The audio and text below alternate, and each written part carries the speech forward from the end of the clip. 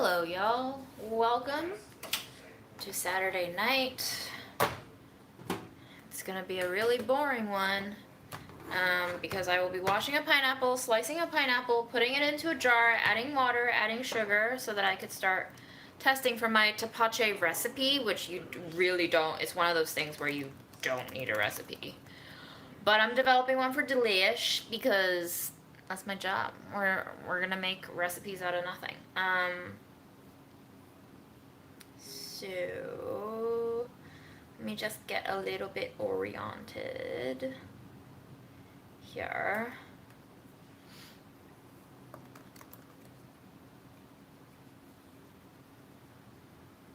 I should probably take my hair out of the towel first.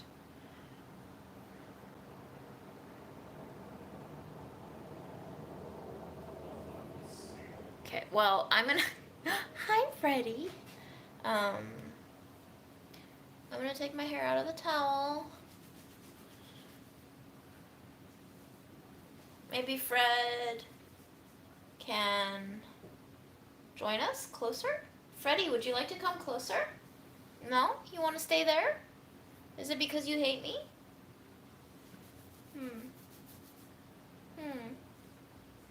Okay.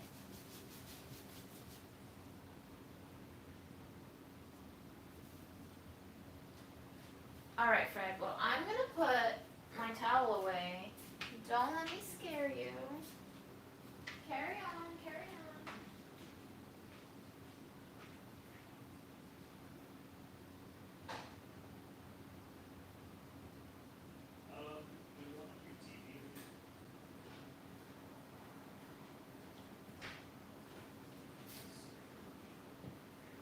Come join us, Freddie. Don't be a stranger.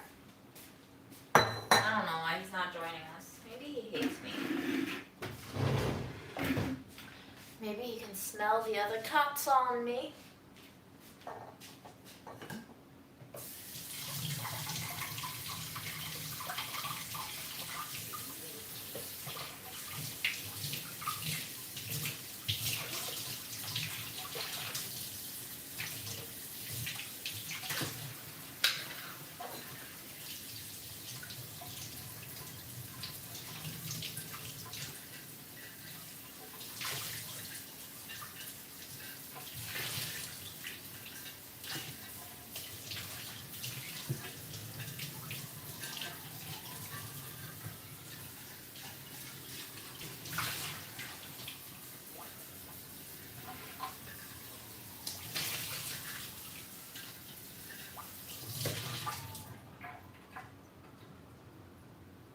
Fredster, why are you looking at me like you hate me?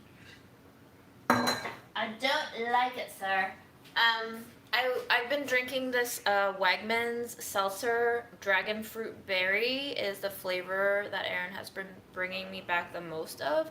It's a very nice flavor, pretty pleasant. And I was finishing it today. I had like about 2 sips left. And it was a little bit flat. And I took the 2 sips. And all of a sudden I was like, this reminds me of something.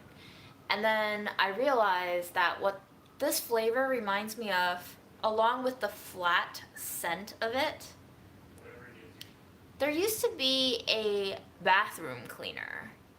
It's a very kind of cotton candy cherry scented thing that I remember from my childhood when I spent like half a grade in first grade in China. This, I know it sounds disgusting, reminds me of the bathroom cleaner that I have this like very deep olfactory memory of. So in case you were wondering what bathroom cleaner I grew up with in China, maybe take a sip of this and let it go stale for the last 2 sips. But that's all.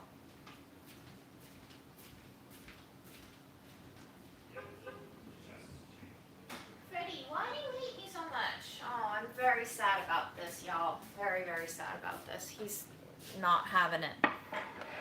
He's not happy with me today. Oh, these both smell like onions. That's a no-no.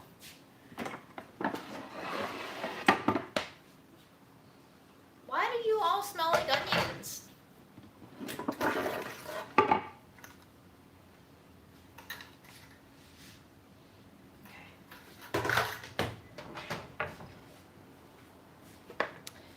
cat sitting my friend who's in Mexico right now.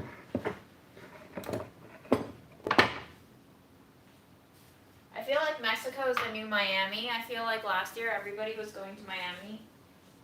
And this year everybody's going to Mexico. Literally everyone I know who's on vacation is going to Mexico.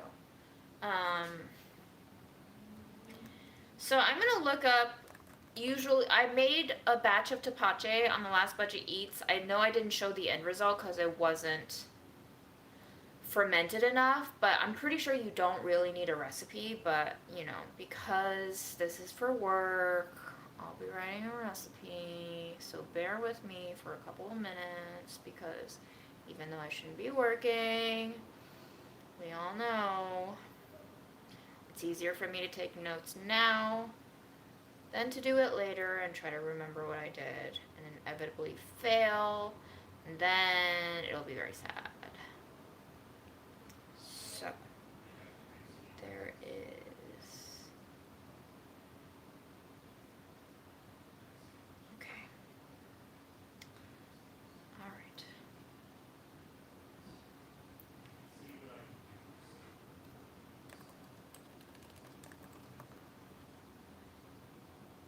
What happens if I don't work? Nothing. Nothing. Literally nothing happens if I don't work.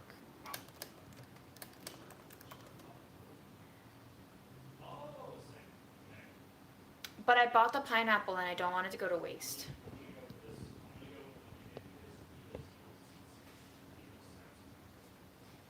Okay, bye Fred. Bye Fred and bye Fred. It is so unhealthy. You are right.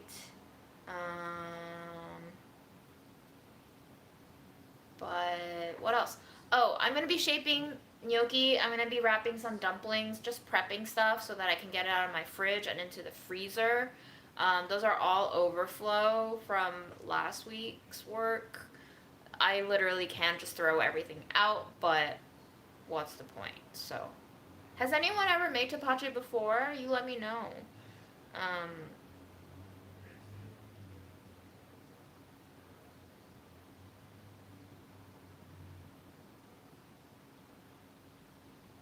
So I think I'm going to call for 1 ripe pineapple washed. Then I'm going to use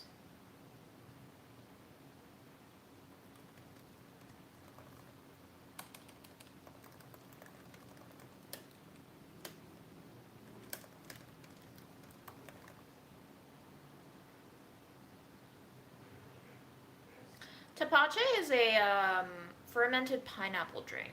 So you literally you'll see me wash the pineapple because it's gross. Ideally you have an organic pineapple, but I, for the life of me, could not find organic near me because my neighborhood is just not that bougie yet, but that's fine. I prefer my neighborhood to not be that bougie yet. It is inevitably coming, but ideally you take an organic pineapple that has fewer pesticides on it because organic vegetables still have pesticides on it, believe it or not, folks. You're gonna wash it, you're gonna dry it, you're gonna lop off the top, you're gonna start skinning it like you would to prepare the pineapple for eating, and then you're gonna save all those skin scraps, put it into a clean jar, put a lot of sugar in there, usually use piloncillo, which is a sort of unrefined brown sugar, or I'm going to actually try this batch with granulated sugar just to see if it works because, you know, delish. We're catering to a lot of white America who might not have access to piloncillo and other more non-white American culture food ingredients. So I'm going to see if it works because I already tried it with piloncillo. We know it works. It's probably going to work. It's just going to taste a little bit different. What's the point of organic if it still has pesticides? It used to not have pesticides, and then big companies started lobbying the government to allow them to use certain pesticides to still be classified organic because then they can join into the organic market. As with all good things, they get co-opted by bigger companies who want to make more profit.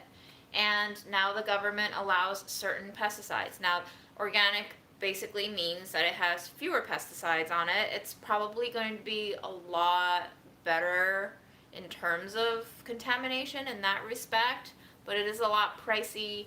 And organic also doesn't mean local, and for me, I prefer local over organic, because if it's coming locally to you, it's probably grown by smaller farmers, smaller growers, and people who are working on a smaller scale will, for the most part, always be better than people working on a larger scale. Because the larger you go, the more corrupt you get in terms of values, in terms of hookups with the government, in terms of whatever. So, that's my rant. Hi, North Texas. I'm gonna pop out your chat so I can magnify it, because I've discovered that I'm getting old and I can't see shit. So hopefully I can see more of you now. Yes.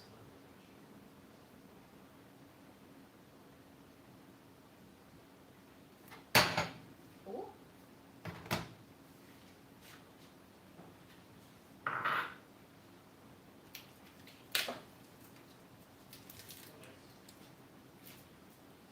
This pineapple was perfectly ripe 2 days ago, but now it might be overripe, so whatever.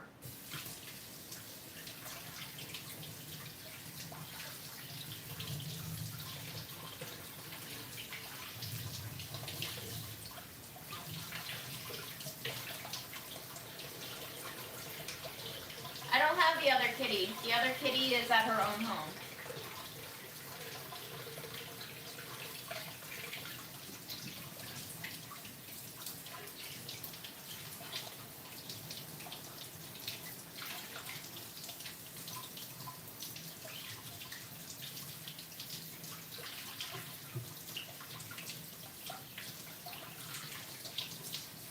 Some people say you can plant the pineapple top, and I tried to do it. Last time I had a pineapple, it did not work. It just rotted.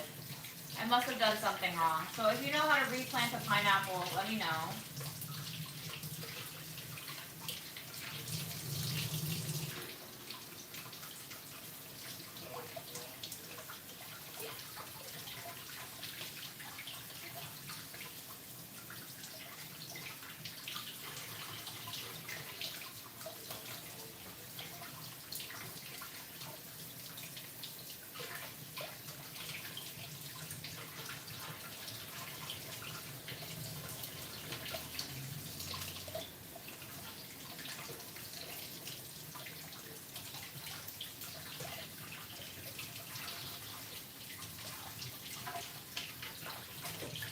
It is really hard to say if Fred would get along with the other cat.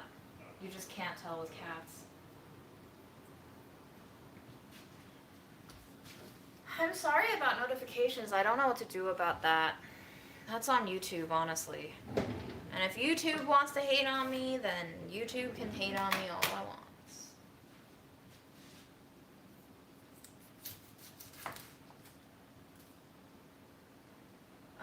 This pineapple is getting very ripe, so I'm just gonna not use the parts that might be even moldy. Yeah, better be safe than sorry. This is why I really couldn't wait, you know?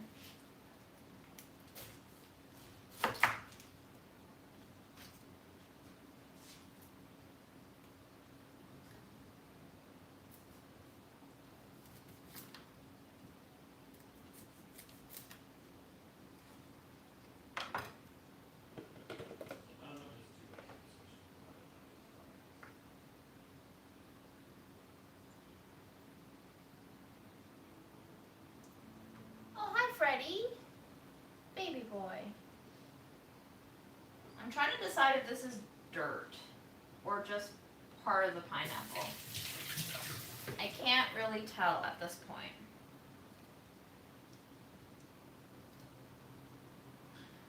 So,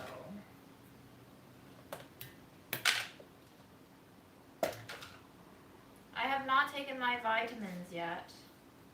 Thank you for the reminder.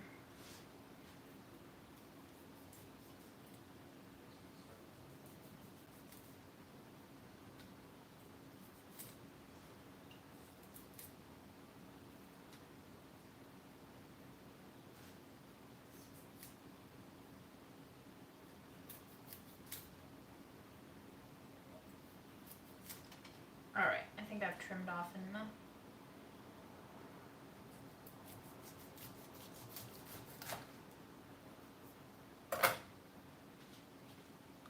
Do we think this is dirt? I can't tell. I really can't tell.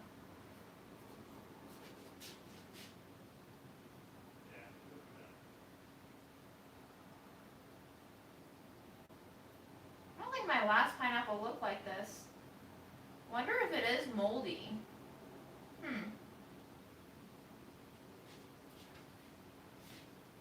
Oh well.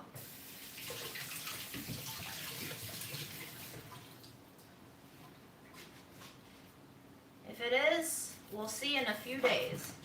Yes, Fred, I know. Exciting.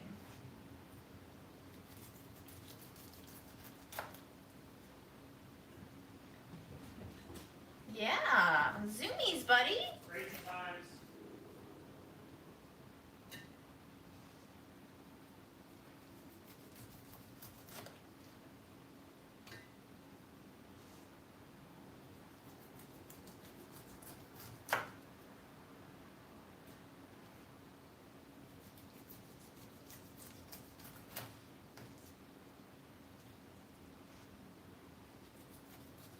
I'm gonna cut up some of the flesh for Grandma and take it to her as her daily fruit. She's gotten sick of apples. She doesn't really seem to like oranges either anymore, which is surprising. She always used to complain to me that my mom never gave her fruit or snacks, which I don't think is true, but Grandma will be Grandma.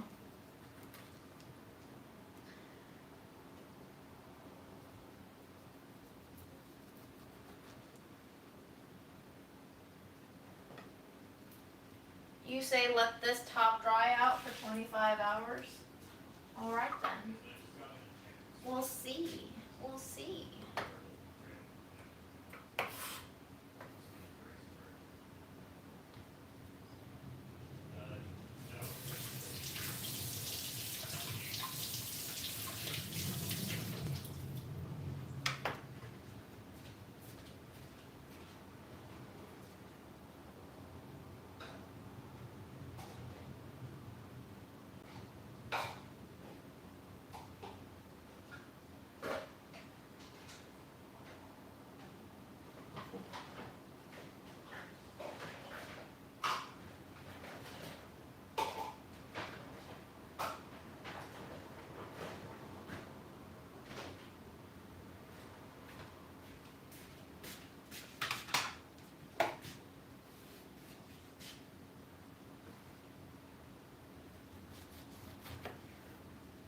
Chia seeds and sponges are the worst, and it makes me gag a little too because it kind of sets off my trypophobia.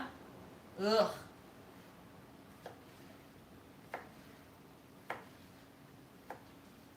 All right. Quality control.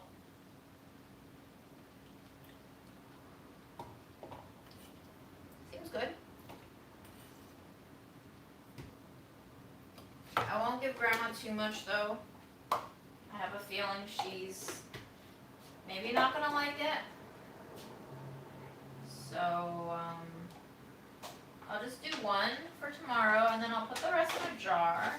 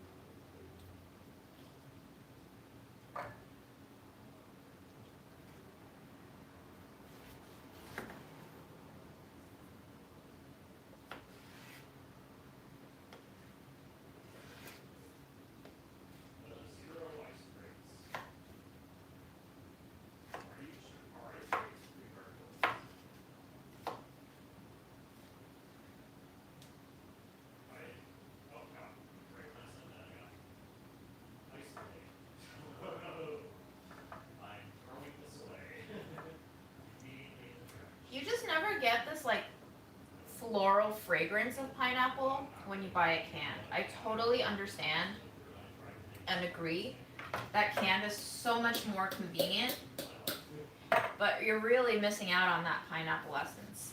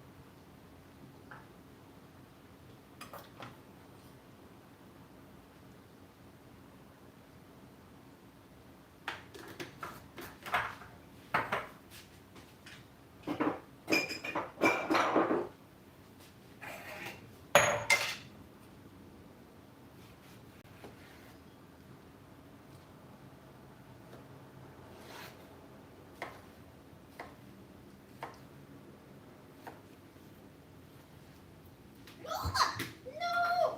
Don't worry. Don't worry. I'm gonna eat it. I'm gonna eat it.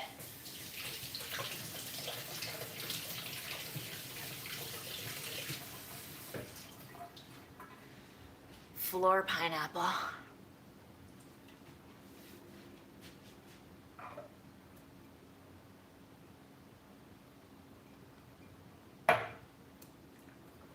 And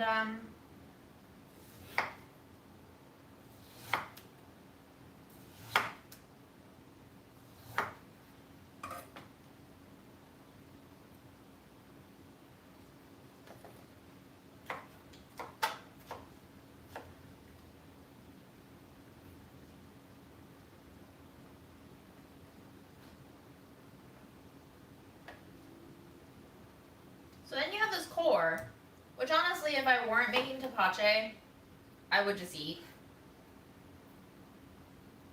Totally edible.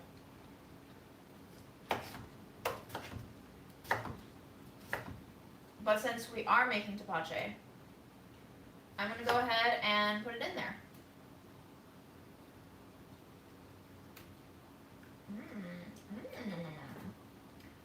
But I want just a little piece. I want to eat a little piece of this. Okay.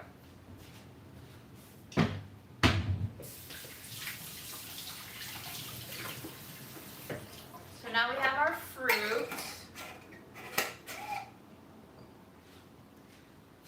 That's it. That's all the pineapple you get out of one pineapple. Minus the few pieces that I ate, I guess.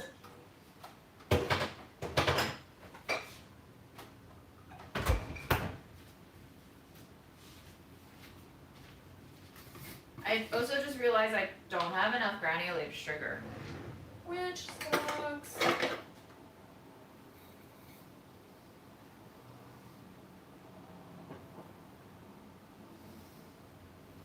Yikes!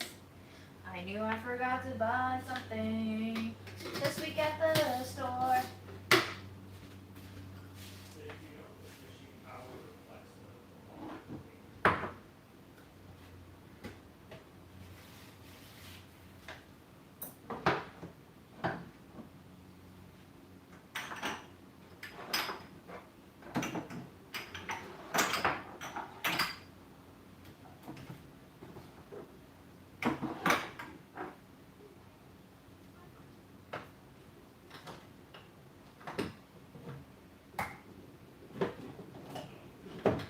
Oh, I totally forgot. We have so much Truvia left, y'all. I still have some organic sugar. It's basically the same, granulated, just a little bit organic.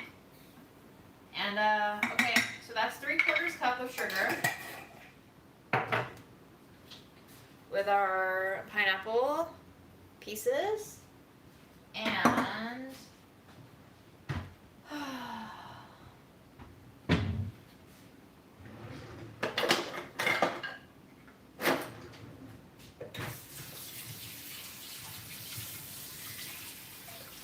we don't buy large bags of rice. We don't until I need to buy it for recipe development.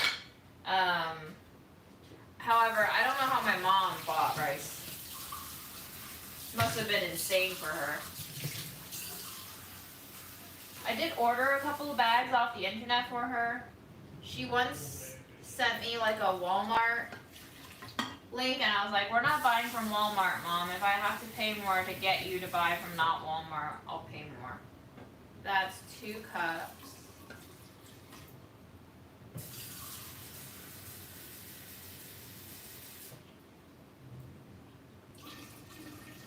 Three cups.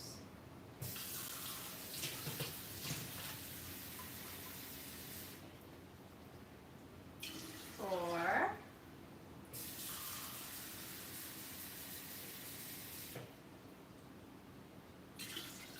5.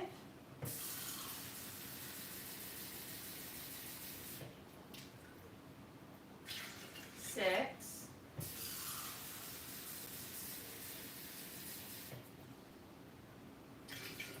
7.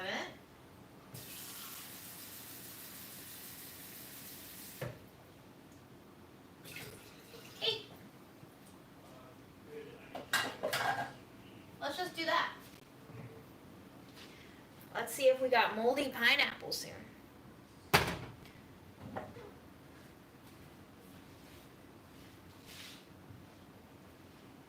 Where's my, Mom's coffee filters. Slap one on top, get a rubber band.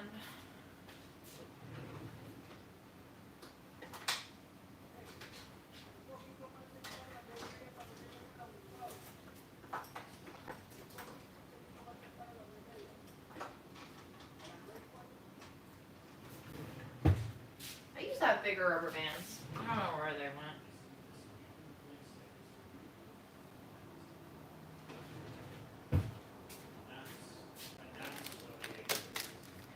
Okay, and I will write on the filter today's date and time so I don't forget when I started this experiment. It is 8:30 p.m. and currently April 16, Saturday.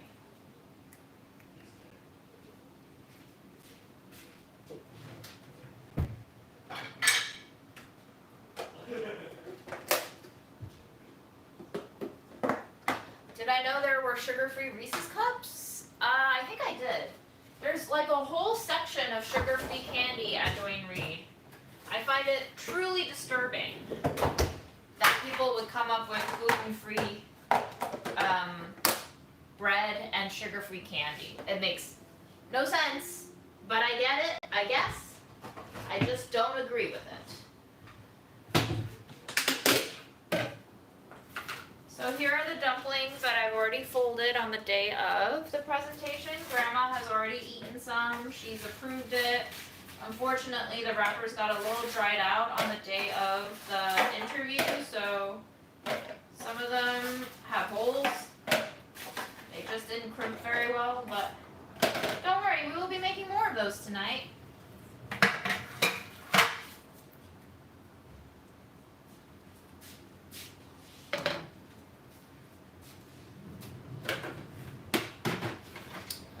I do have to pee though, I'm very sorry. I'm gonna go run to the bathroom.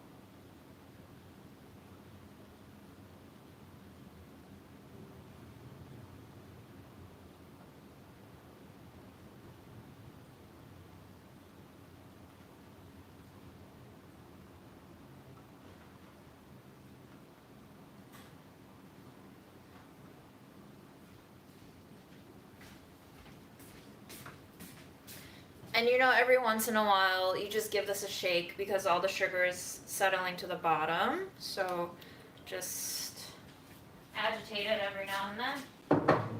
Hopefully it will do its thing without any more prompting from me. Okay, we're gonna clean this board.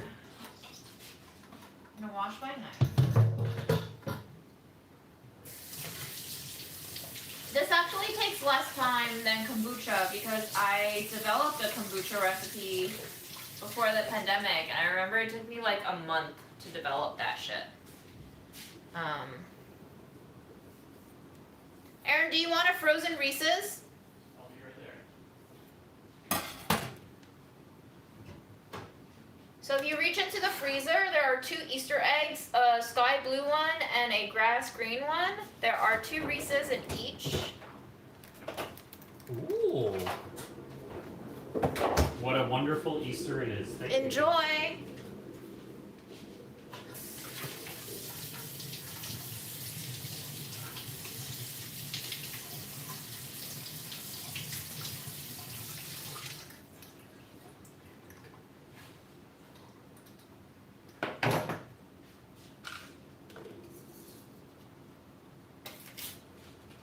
Dairy-free chocolate is so expensive.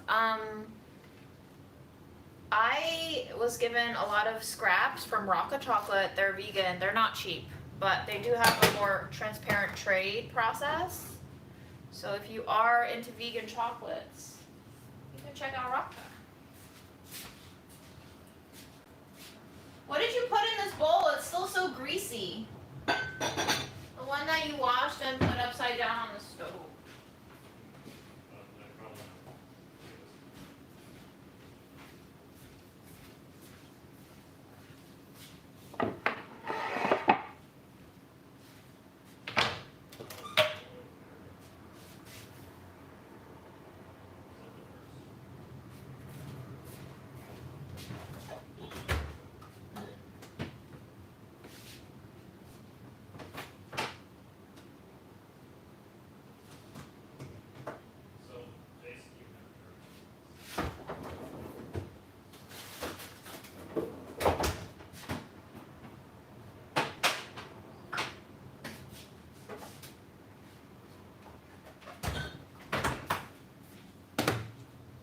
Here's the dumpling filling that I made on the day of the shoot. Totally not measured in terms of anything, just random scraps that I found in the fridge. I still have some pork skin left. I'm gonna combine these 2 so Grandma can get a little more meat in her dump, which I'm sure she'll love. So that's what we'll be doing first. This is gonna be a great time to ask me questions and point me to anything that you said before that I did not acknowledge, because I will be mincing this meat for a very long time. Hopefully I will not be staring too much at the computer, because that's how I sliced off my computer. That's how I sliced off my finger last time. But do let me know.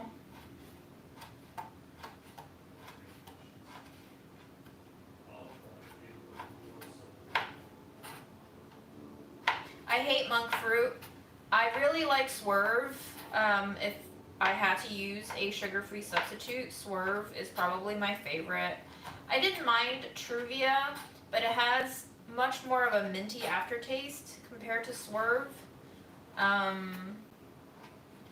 So that's my take on fake sugar substitutes.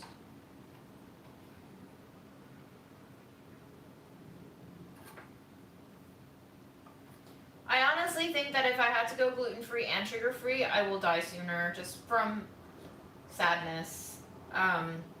Because I'm not really exaggerating here. I feel like food is, maybe for better or worse, too much of my life is around food. And sugar and gluten are just, they contain so much good food. So I don't know if I will survive that dietary restriction.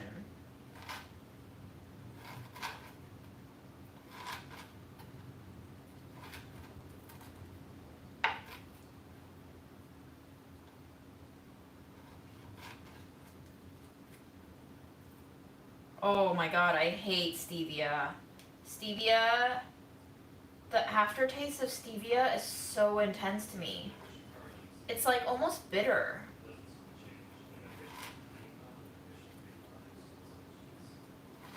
Yeah, skin slicing sounds disgusting.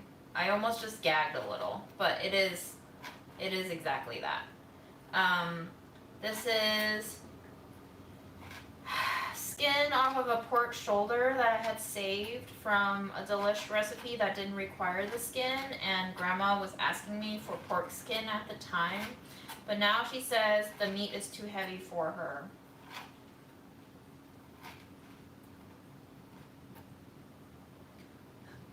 You love this look? Okay.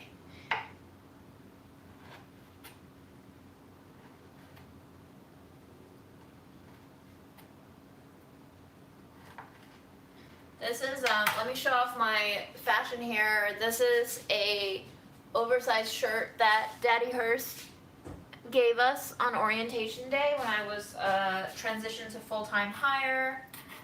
And the bottom are like Goodwill Gap pants that I bought pre-pandemic from a Goodwill in Chelsea. And it wasn't even that cheap, y'all. It was, listen, it's Gap.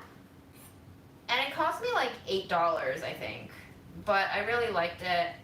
It's just very casual. And it's made out of my favorite non-cotton material, which is lyocell.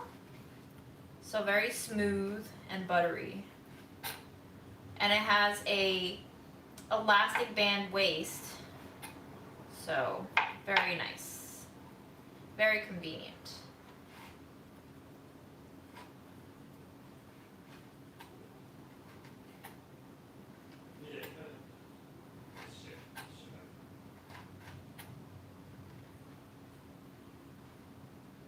My grandma probably will not like plant-based meats unless you can't taste the difference. Then she'll like it. Why not?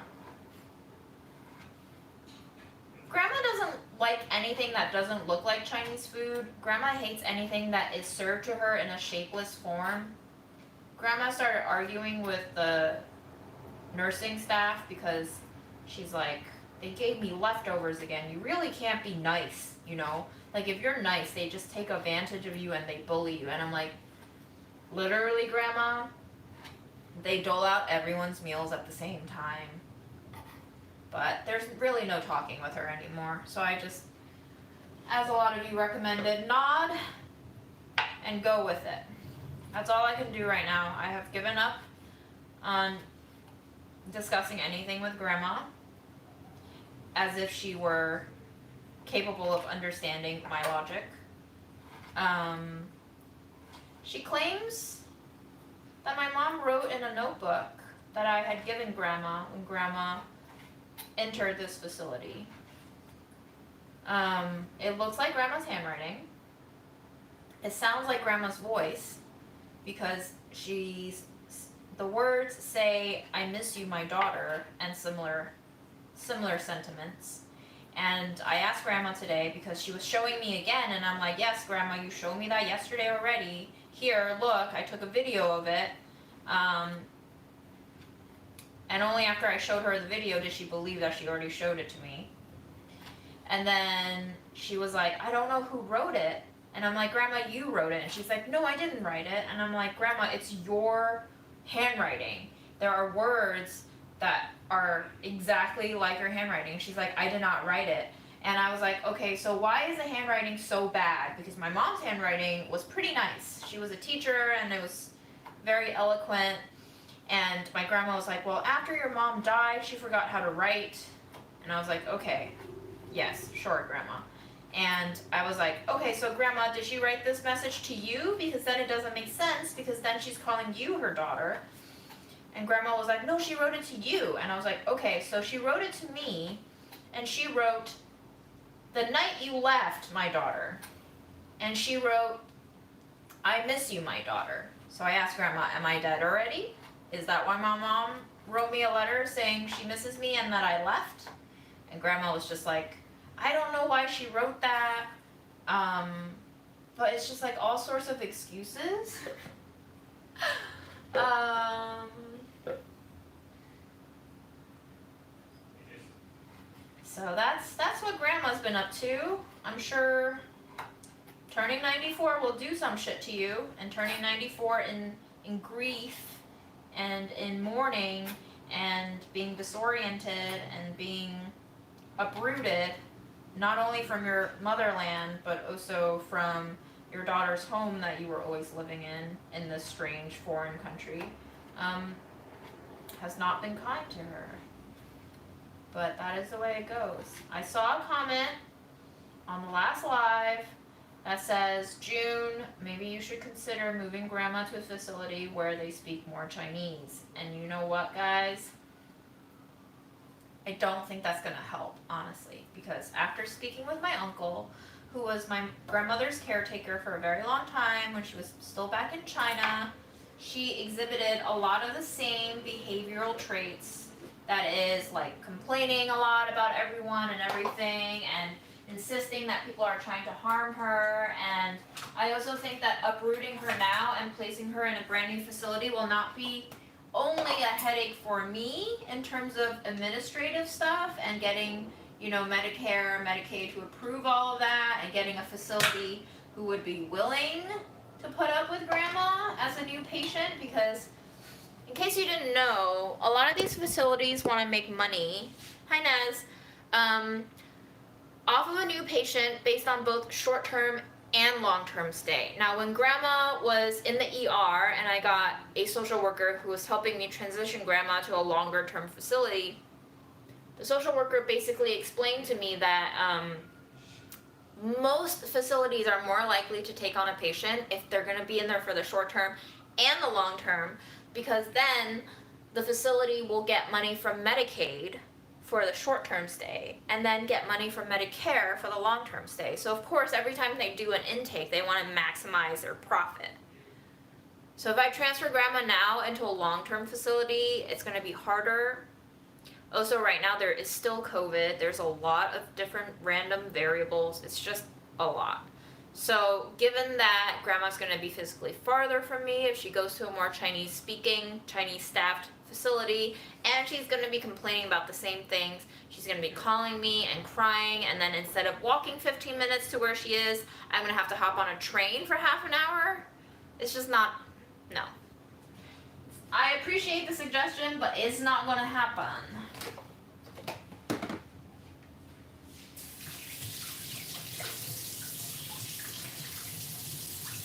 Okay, Medicare for the short term. Yes. I don't have all the details right, but I got the general gist of it right. I don't know if she has dementia. Probably it's setting in if she didn't have it before. I mean, I don't even know what qualifies as dementia anymore, if I'm completely honest with y'all. When my mom was still alive, Grandma claims that, like, she saw bodies hanging from the tree in my mom's backyard, which made my mom chop the fucking tree off, because my mom just could not stand my grandmother saying that anymore. So, I don't know, is that dementia?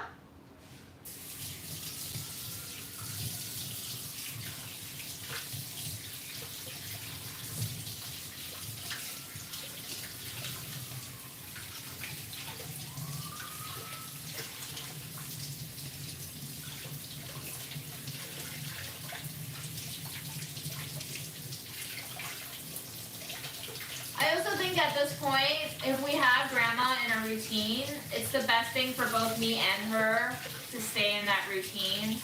I'm so exhausted. I'm so burnt out. I was burnt out from work before Mom died, and then Mom died,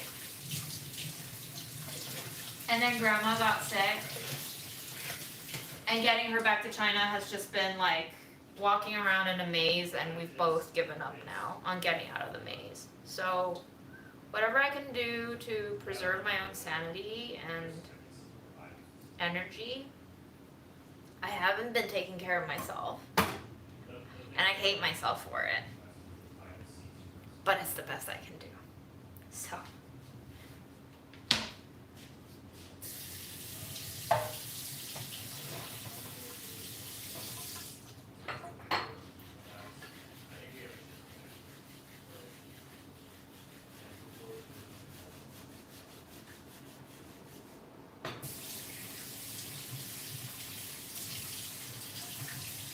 Alright, good news is dumpling filling is done. Next we just spend 2,000 hours rolling out the wrappers.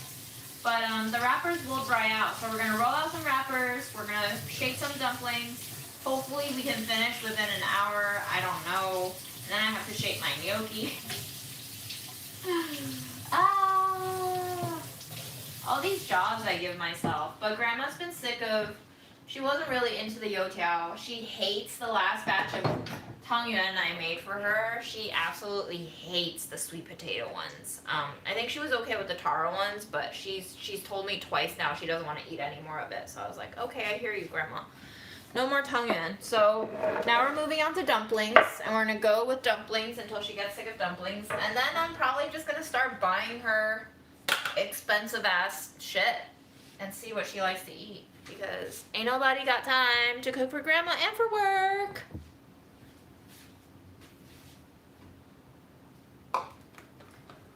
The easiest filling, Ashley, for tangyuan is just peanut butter and sugar.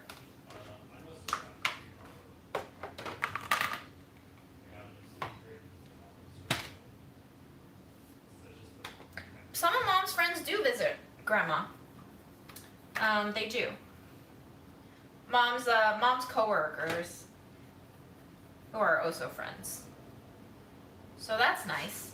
But, you know, like, they visit her maybe once every 3 to 4 weeks, which is still, honestly, more than I had ever expected someone who's not blood relative to do.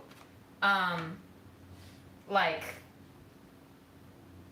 I have family from my dad's side who are in the city who haven't visited Grandma, but no judgment there. We all have our own lives. And I certainly don't want to make it sound like I want anyone to feel like it's their obligation to visit her, because it's not. I mean, I barely have the desire to visit her every fucking day. So I do have a support network. But you know, it's still exhausting. I'm still the one who has to go see her every day.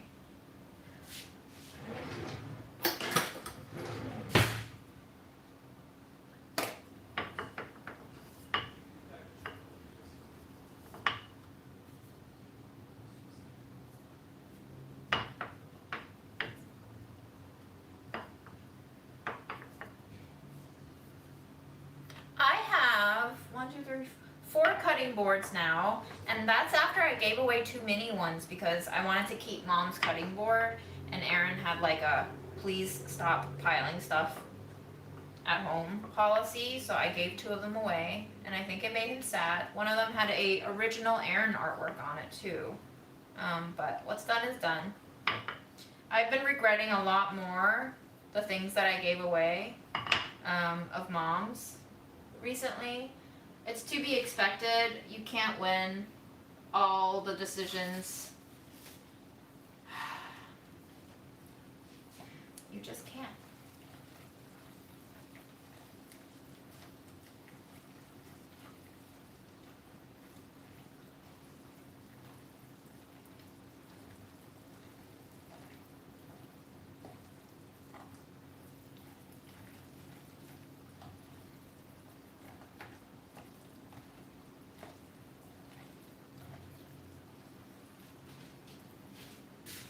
So here's our pigskin filling with carrots, scallions, parsley. These are all like leftover ingredients I had from a week of recipe testing.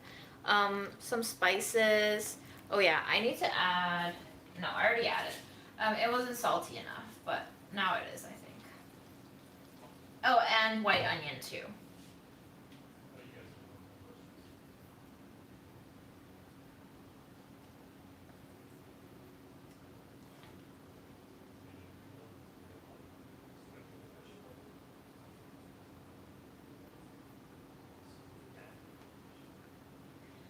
Suzuku, very, very sweet of you to ask. No, I'm fine. I have been wondering though if there are some necklaces that I gave away that I can still get back. I don't need them. It's just like an emotional thing, you know. It's like very unreasonable. I gave them away at the time because I felt like I already kept enough of Mom's jewelry. but those are like fashion jewelry that I gave away that I did never see myself wearing. But now that they're gone, they keep popping up in my head. It's like very compulsive. I realize that I don't need them. And I realize that I made the decision to not want them. But now I want them. It's very weird. Again, I think it's just because I miss mom. Like there's just... And I logically also recognize that having more things will not bring her back. But how much of our existence is logical, you know?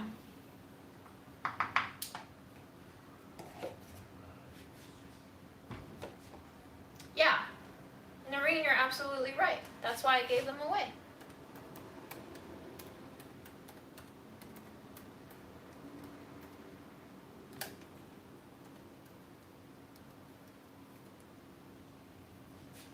I think you just saw my password. Don't hack me. But it's fine. Everything's done. Everything is done.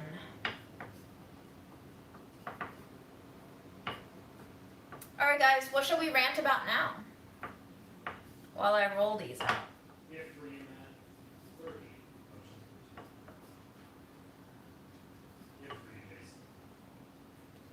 I've stopped making the donuts for Grandma. I think she got kind of sick of them. I can tell by how much Grandma doesn't like something, by how much of it is left over when I visit the next day. So I started seeing a lot more youtiaos being left over and her reassuring me that she's going to eat it soon. And I'm like, but are you? So...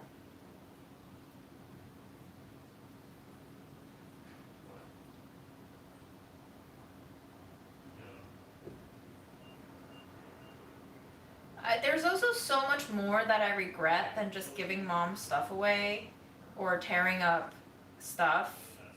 It's just, I regret a lot of things I did to her, with her, while I still had her, you know, like, that's the biggest regret, probably.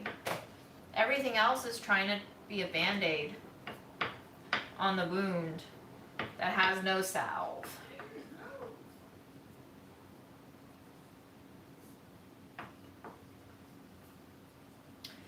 Okay, can we talk about the fact that everybody's demanding more meat on Budget Eats? And I'm like, yo, do you want it to be budget or not budget?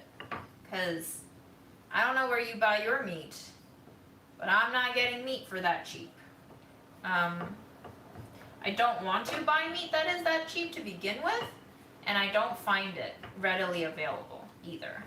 I also have people asking me for a pescatarian episode, and I did do a salmon episode with salmon scraps, but I don't know if they're expecting me to like go full on with real fish, because real fish is expensive.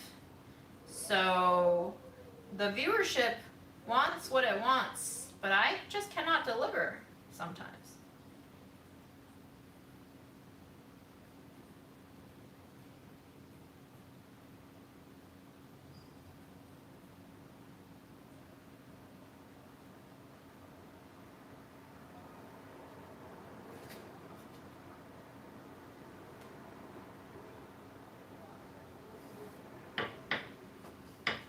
I also just feel like they don't watch all the episodes, because I've gotten requests for vegetarian, for vegan, for gluten-free, and I'm like, I have all of those. I don't know how many variations on the theme you want. And again, it's just like, you're not... I don't intend anyone to replicate those Budget Eats recipes. I intend those recipes to be like, hey, here's what you can do with this type of ingredient. Not meant to be a monkey see, monkey do type of situation.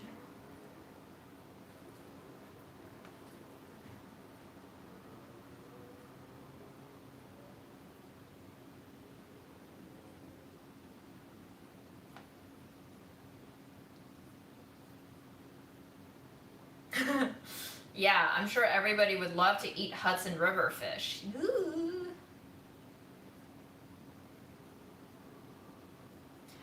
thinking about buying pork for this episode, like just like going ham, no pun intended, actually. I'm buying one of those huge hunks of pork. And yes, if I didn't mention it already, next week we'll be shooting Budget Eats. So that's why I'm trying to get all of this cleaned out. It's gonna be chaotic. What's a no budget episode? Is that like where I just don't buy anything? Like my pantry clean out? Because I really enjoyed that one. Never see it.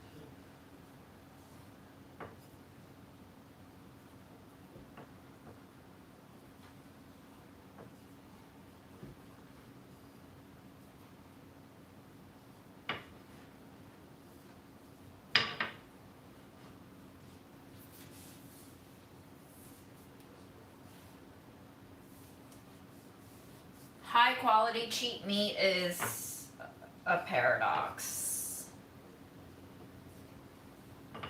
An oxymoron. I always forget which one's which. One of those.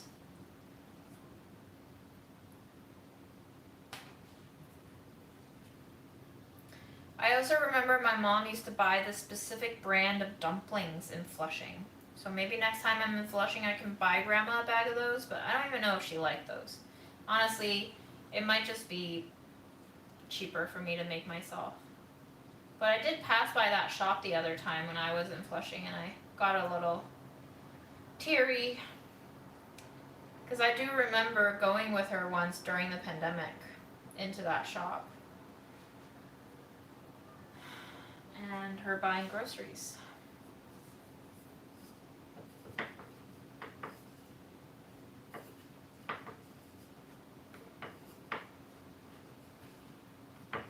Oh, where I can buy everything. I see.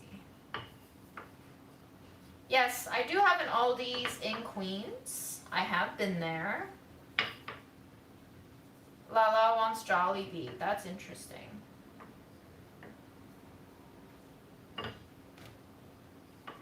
I don't know if I want to buy her fried chicken because she can only eat one piece at a time.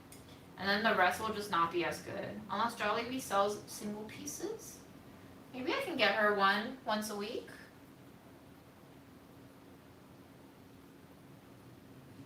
Yes, that's really fine.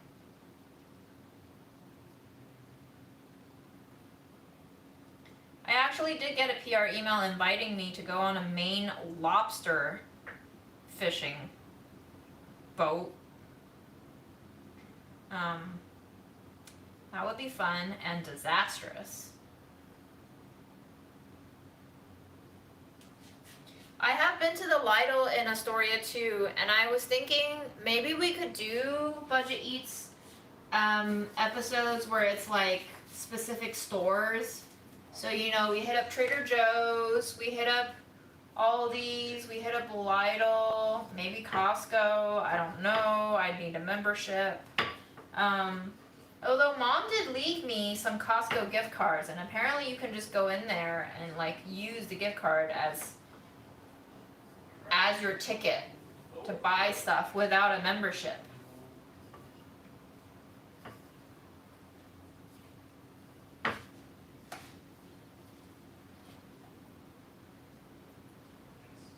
That looks great, actually. I guess fishing. I think that's just for the fact of fish.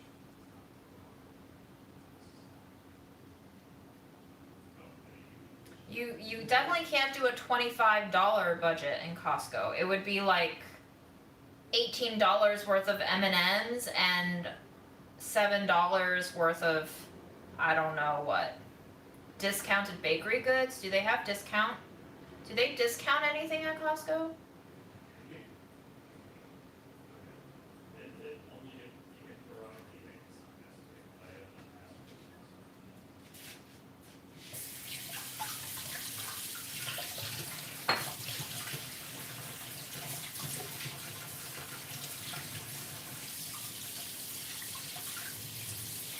I was telling Julia that if I went to Maine to go on the lobster fishing boat,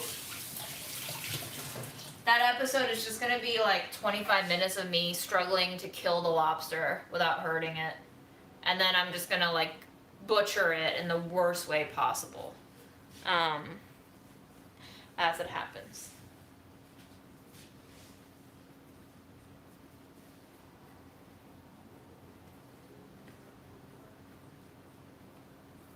I'm so happy you like the Spice shows because I honestly don't think anybody watches the Spice show. Viewership is very low for the Spice show, unfortunately. Okay, we got 7 dumplings in that time. It's gonna take us for fucking ever to do this. Sad.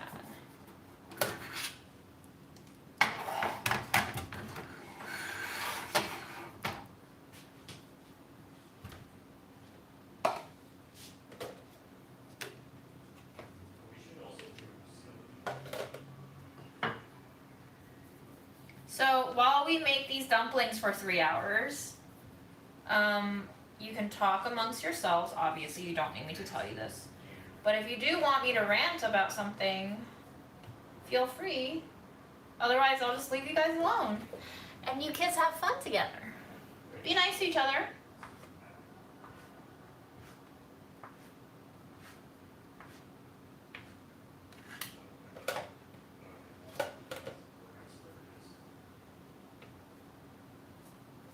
Oh, yeah, that's so. Captain turkey. Let's go.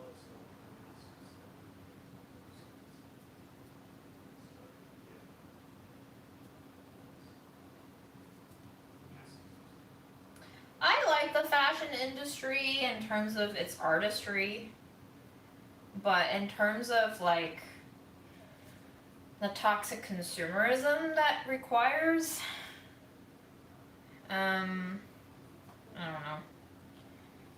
It's just, all of these rants are gonna circle back to how bad we are as a species. It's not the fault of the fashion industry, it's that we humans constantly just need a reason to occupy ourselves with constantly new things, quote unquote new things, because we don't want to think about the fact that we're all going to die. That's most of why we do much of anything, is avoiding death. The beauty industry is certainly built on that, the fitness industry, probably even the nutrition industry.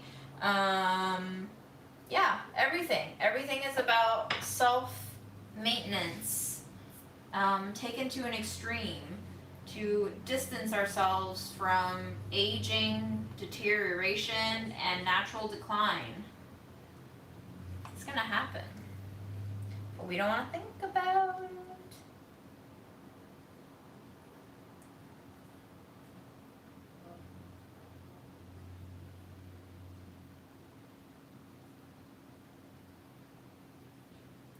Jason, do you like cross markets?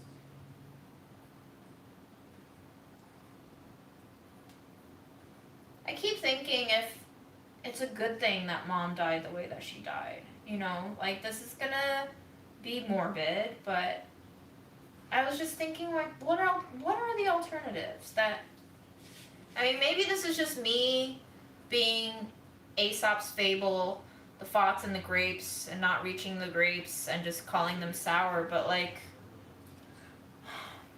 I do wish I had more time with Mom, but like, if she had lived to an older age and then struggled with more health problems, I don't know. So, It would have been better and it would have been worse, right? No point to think about it, but also no point to not think about it.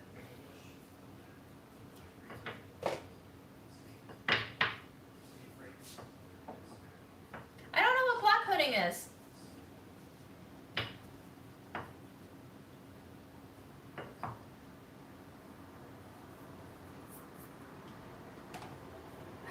Yeah, she was young.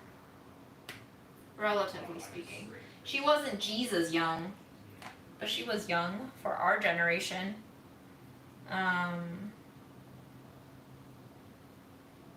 actually think we might be a little bit. Ooh, good luck catching your cat. Yikes. Oh, blood pudding. I'm not a fan of blood dishes, but my favorite restaurant in all of New York City called Fayul, which I learned I've been mispronouncing for half a decade, is apparently actually pronounced Payul and the H is silent. They have a blood sausage that I dearly, dearly enjoy.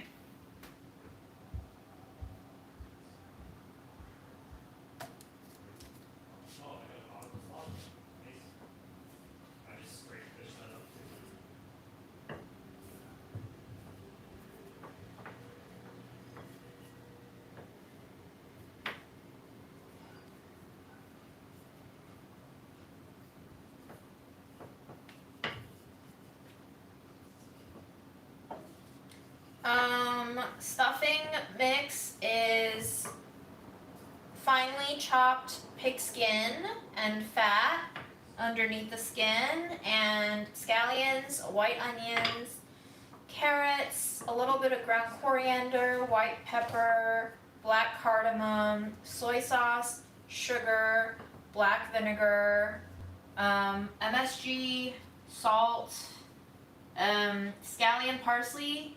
Did I say scallion already? Carrot. Did I say carrot? I can't remember. I don't have a recipe for it. I just threw everything together as I went. Ginger, garlic. Yes. It's not fried. It's just raw. Raw skin.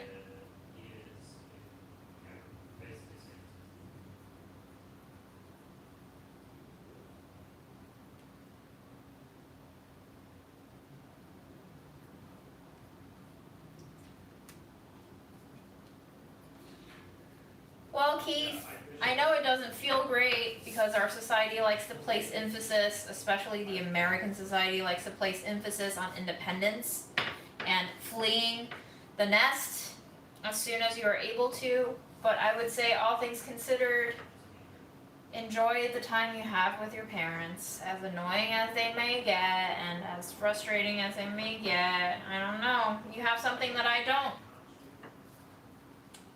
So, in this instance, I envy you. The grass is always greener though, right? So.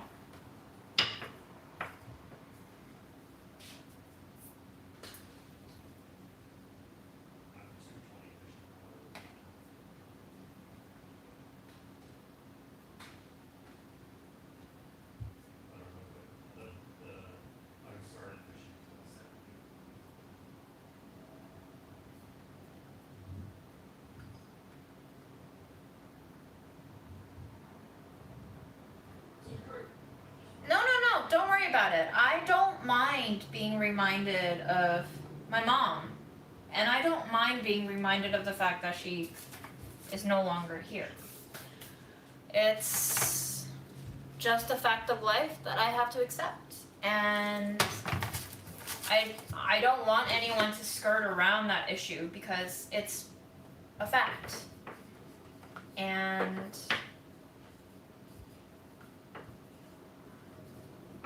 that's that. That's the way life is.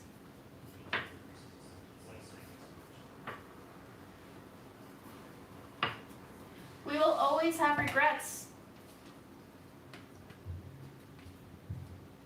There is nothing you can do that won't result in regret.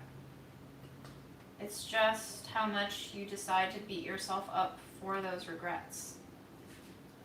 And how much you decide you're gonna let yourself hurt you. And I'm trying to not let myself hurt myself too much. I don't always succeed,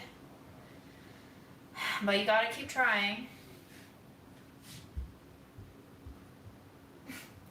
I have meat hands, so I'll probably forget to take my vitamins tonight, but thank you for the reminder. I do appreciate it.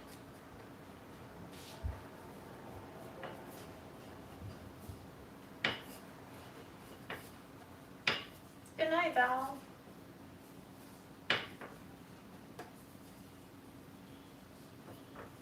In China, you're supposed to live with your extended family. Or at least, when I was in China. Because I'm sure China has changed a lot in terms of what creates social status that is desirable.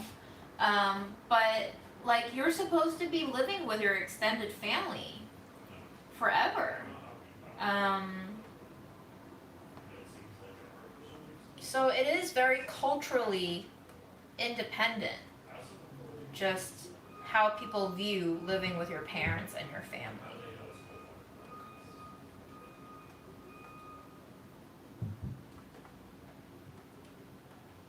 Yeah, that's what I was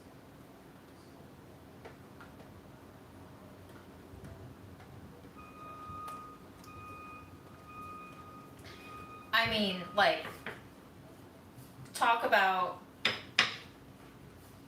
the impossibility of regrets, right? If I had known that the inevitable sequence of events would lead to my mom dying this young, I don't know, maybe my life would be really different. Maybe I wouldn't have moved out, but like I didn't have that knowledge, right? So I did what I did.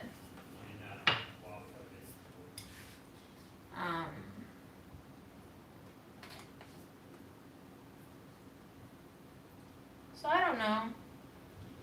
You just gotta make do with what you have, kind of like with food.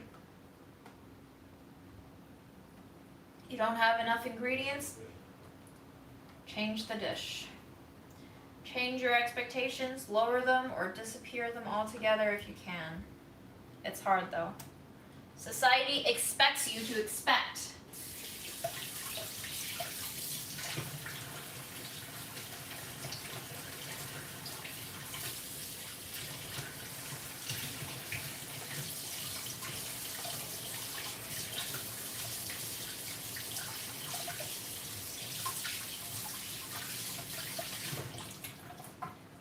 Sorry, I'm missing comments because my computer went to sleep.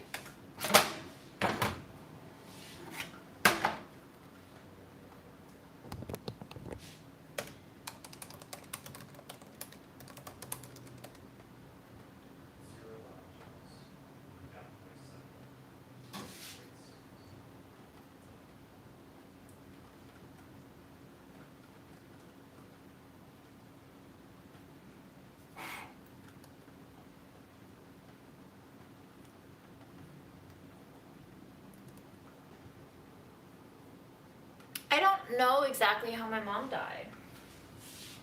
I was in Egypt at the time. But her death certificate says cardiovascular disease.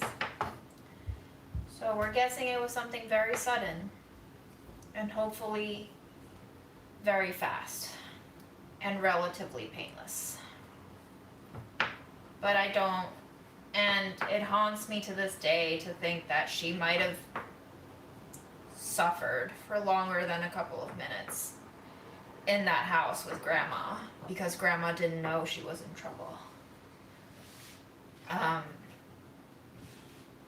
have no way of knowing. I did not ask for an autopsy because I didn't think there was a point.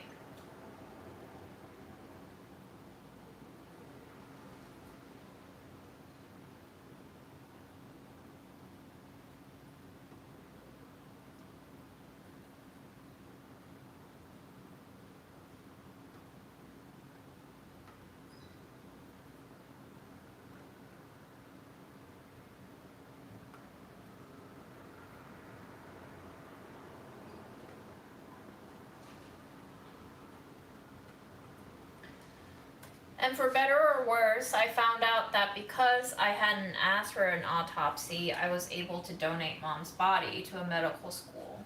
Now, I still experience guilt over that decision because, you know, like Chinese tradition, Christian tradition calls for burying the body, putting it to rest.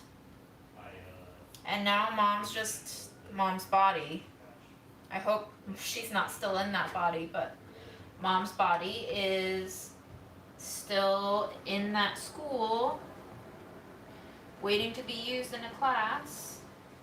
I was told It would be anywhere from 2 to 3 years for her to be used. And then I would get her ashes. I was hoping that by the time I get her ashes back, the world would be COVID free, whatever that may mean. I was out today and it felt like people were already behaving like COVID's not here anymore. So maybe even if COVID doesn't go fully away, we've just stopped acknowledging it as a risk or a threat. That's what I don't think Mom would have loved being a school asset, unfortunately. I think she rescinded her organ donation form. I found paperwork to confirm that. So I don't think Mom would have approved what I did with her body, but Mom's not here. it can only be found in chests. Only I'm left.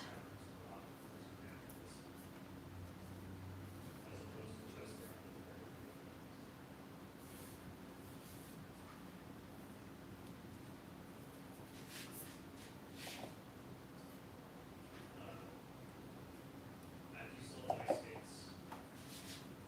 Like community goes to movies. I know, I'm just like, I just don't think I don't also, the Tinker's Workshop is very, I don't think.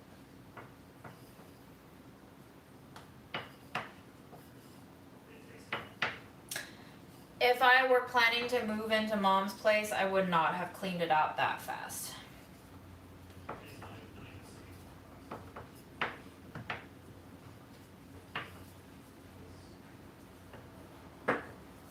To be honest with you, I hated that house.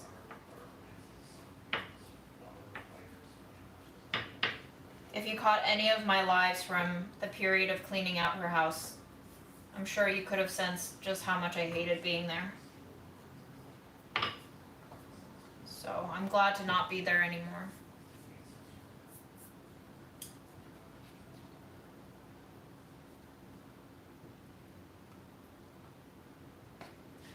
I don't know how bodies work. I don't know if they would still be able to tell the cause of death that long after the fact, after she's been injected with all sorts of preservative fluids. And I honestly, I mean, we kind of know the gist of it. She had high blood pressure. She had high stress. She probably had undiagnosed anxiety disorder.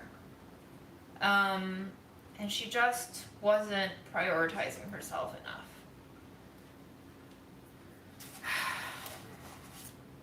And that stuff builds up. Even if you don't feel it building up.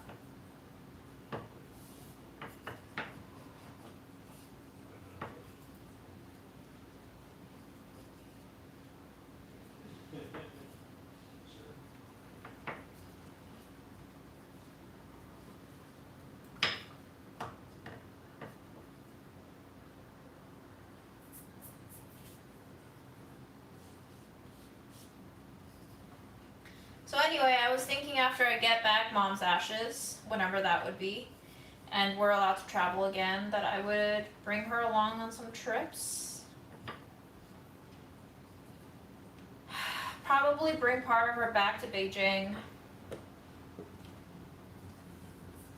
But that's all in the future right now, and I can't think about it. There's just no way of knowing. So I'm not going to do much planning. I'm just, as I've said before, in a holding pattern of keeping on, keeping on. Yeah. Oh, there's no negative. Say that.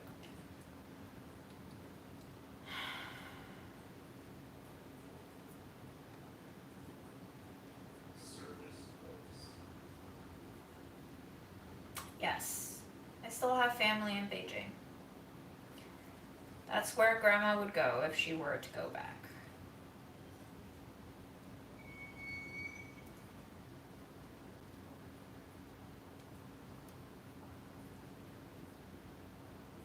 I probably should have sent more stuff back to the family in Beijing before giving it all away, but it's so expensive to ship internationally. I shipped back 2 very light boxes, like tiny boxes, and it cost over $100. I think that was just like there were like maybe 8 pieces of clothing in there with 2 photos. That's it.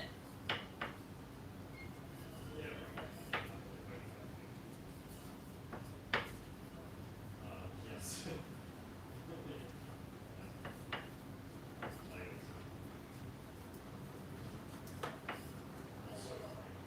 So I did what I could. Yes, I could have spent more money, but I don't even think Mom would have wanted me to. And at this point, it would have all been kind of pointless.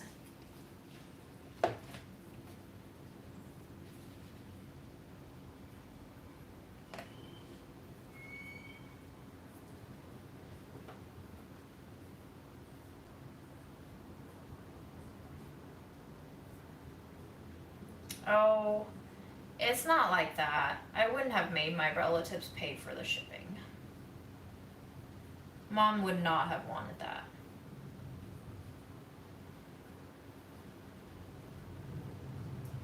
Mom was the eternal giver.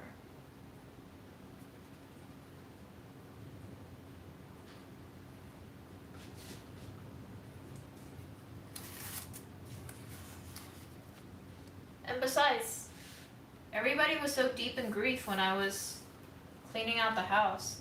Nobody even thought to be like, send all the things back, you know? They had no clue what Mom had in the house. I had no clue what Mom intended to do with most things in the house. I just had to make a decision. Because otherwise, if I didn't make decisions, I would just be paralyzed. So I made the decisions.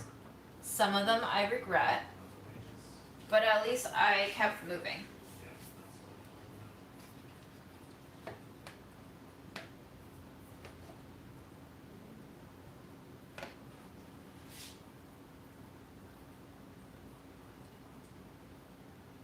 I don't have a chicken feet recipe. Can I be honest with you? I don't mind eating chicken feet, but I almost never order it because it is so labor intensive to eat.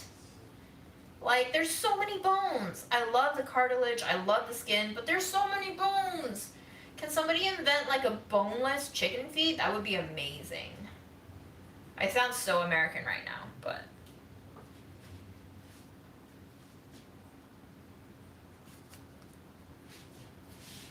I would like a boneless chicken feet. I can deal with bones in every other thing except chicken feet because there are so many.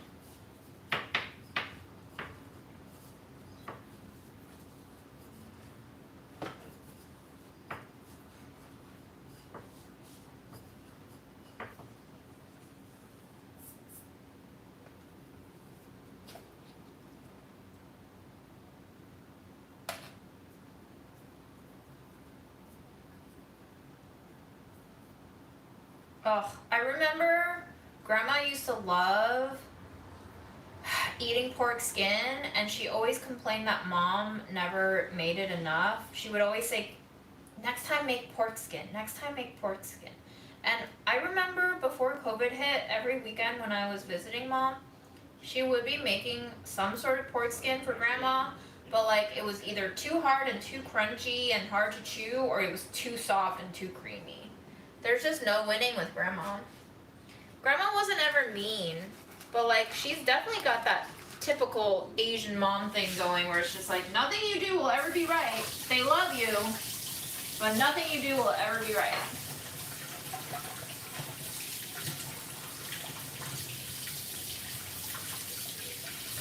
Oh, I would go to South Korea just for boneless chicken feet.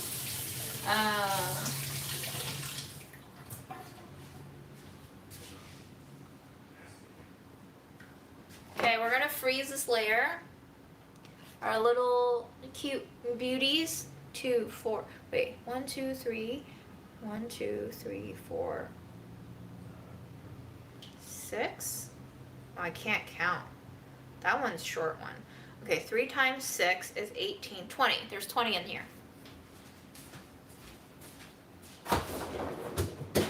So I probably could have paid like $4 to buy 20 dumplings, or I could spend an hour and a half of my life making it.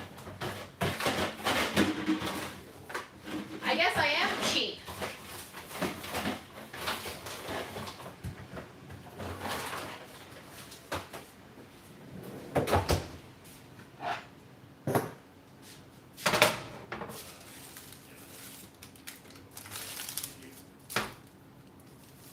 Were the persimmon lives before Mom died? I don't even remember the persimmon lives.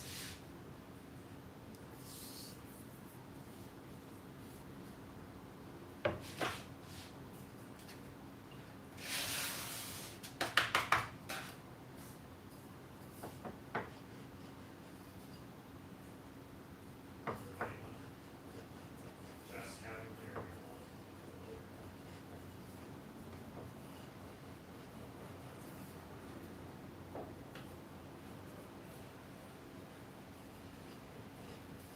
I honestly think you find shit a lot faster than the American edition.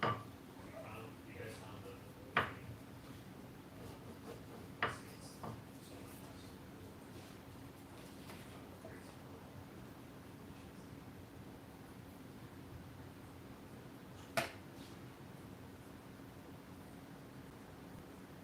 Oh, true, yeah, the one in the 5%.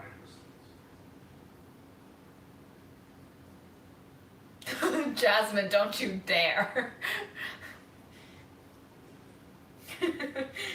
No. LOL.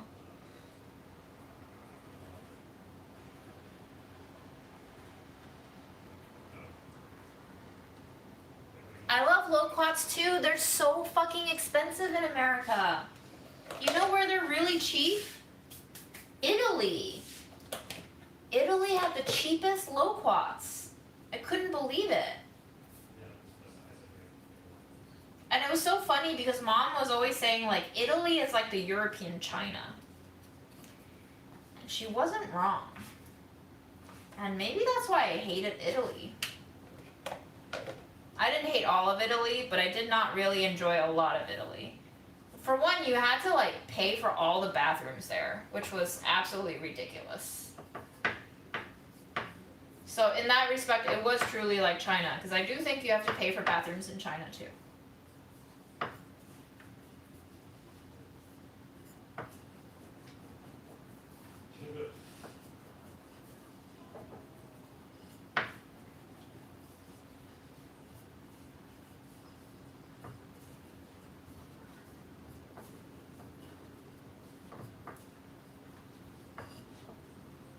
Oh my god, Iceland. I guess you just don't want people to pee. I was so dehydrated. I was so cheap. I was so dehydrated on my trip to Italy because I didn't want to pay for bathrooms. I was just like, I'm not going to pee at all today.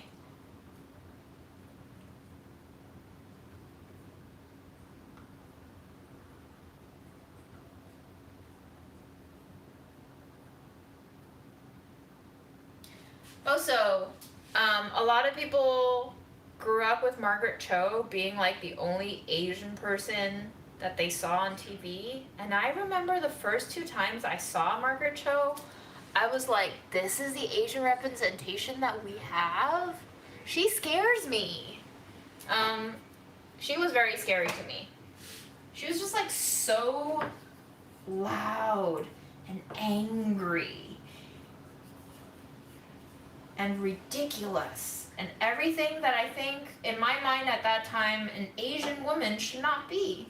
So maybe that was what was so radical about Margaret Cho too. Whatever the case, thank you, Margaret Cho.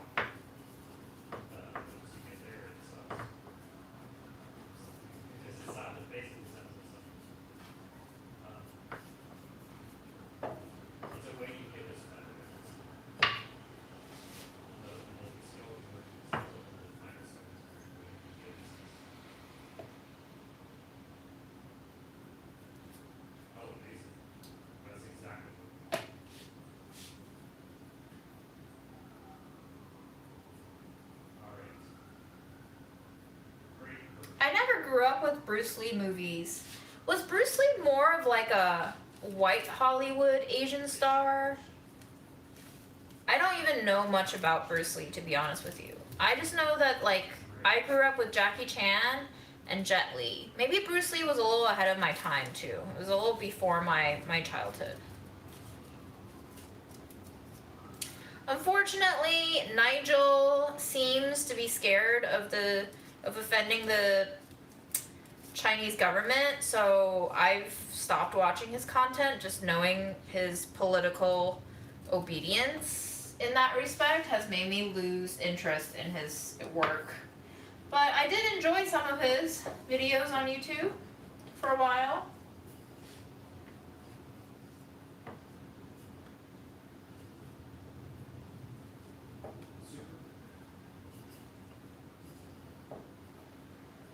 Have I always been frugal? I think so. I think being from an Asian immigrant family with parents who were pretty working class, I don't know, maybe lower middle, but, you know, pretty working class, I think. Frugality was just a standard. Always save. Always use everything as much as you can. Having parents grow up in the Cultural Revolution too, where food was not guaranteed,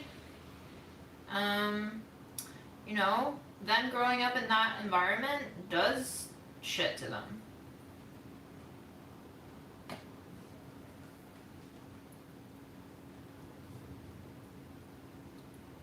Not to say that everyone who came out of that period in China behaves the same way. There are obviously people who are more educated, from slightly more well-connected families, yada yada yada.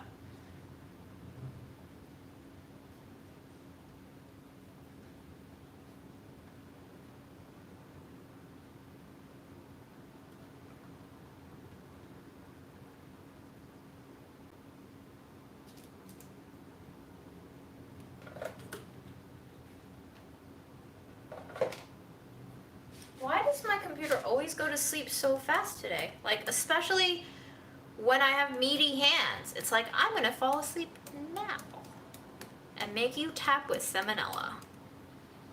Or whatever the bacteria is in pork.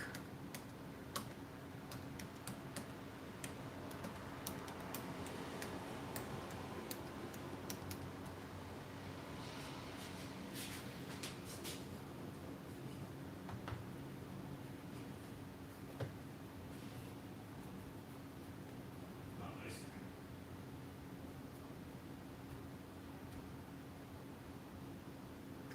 Dude, I don't know how you have leftover banchan at restaurants. I feel like I've heard at some Korean restaurants, they give you refills on the banchan, but like none of the Korean restaurants I've been to recently have given me refills, and it's really sad because my favorite part of the meal is always the banchan.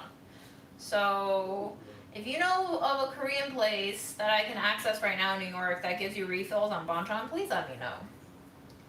I'm there to eat all the little tiny fishies, all the little, like, bean sprouts. Give it to me. BCG Tofu House is not cheap, though. It's gotta be cheap and free. But good to know. I haven't really checked out K-Town much. I just always go to, like, before the pandemic, I always went to Uriji to hang out with friends because it was so casual and you could buy anything for probably under 15 and it would fill you up and you would have a seat, really chill if you go off peak.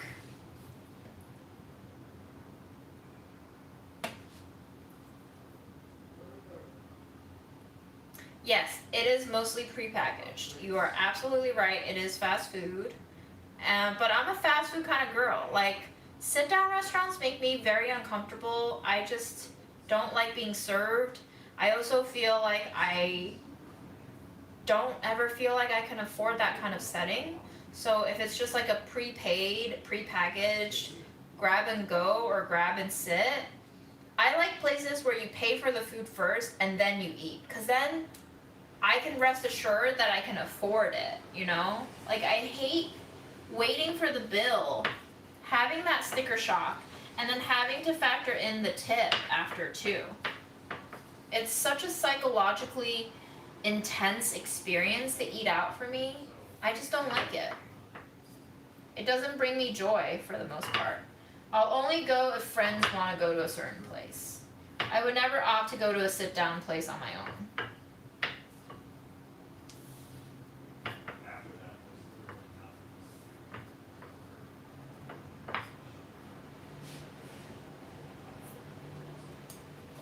How much is enough tip? That's what I want to know.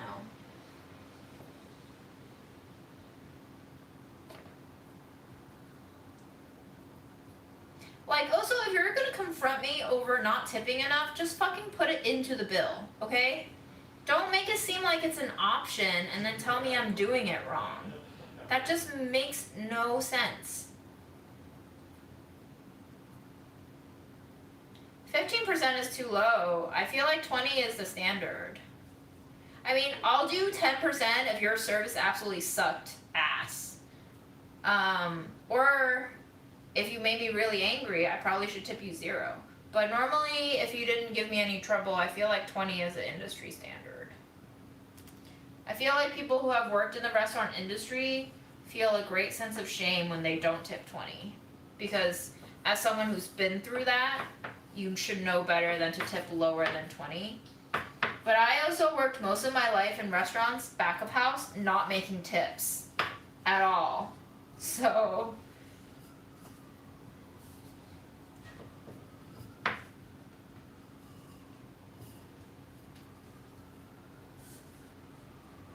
but I will say I don't tip if it's an ice cream shop and you're scooping my ice cream and I'm leaving.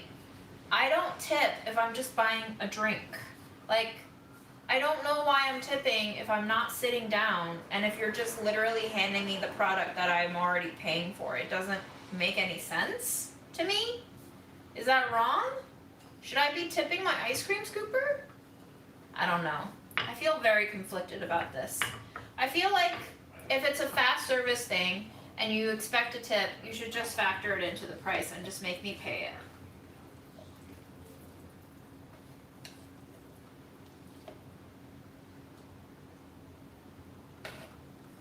I actually made this like a big one. I don't know, it was pretty big to me, so. Yes, I can drop change, but like then they have you, if you're paying by card, and most places don't take cash these days, they swivel the screen around and they make you click on no tip, 10%, 15%, 20, or other. I always feel guilty clicking on the no tip, but I'm just like, I paid for a $6.75 ice cream already.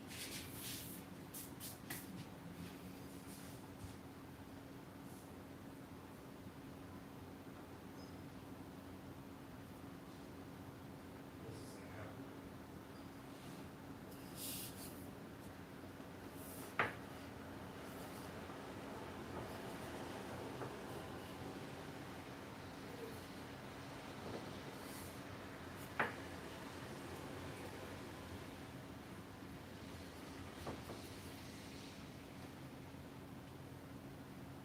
I agree, Christian. But I don't know, something's just so fucked up about the food industry that they can't seem to afford to pay people a living wage. I don't know what's going on, but I think if they pay people a living wage and they still want to make profit, the product price will be so high that they're just gonna lose out on so many customers because people won't want to pay that much. It's like all sorts of fucked up. What can I say?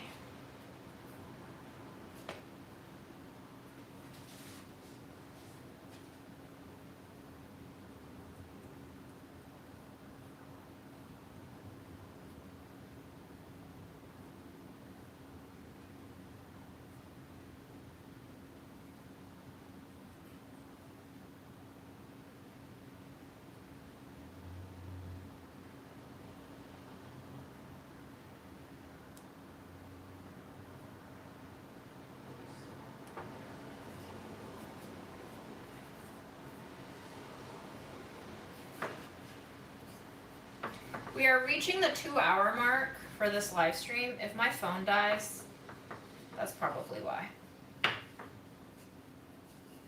Hey, remember when we shredded paper for 5 hours? I'll never not bring that up. Honestly, the fact that this was so long, that's true.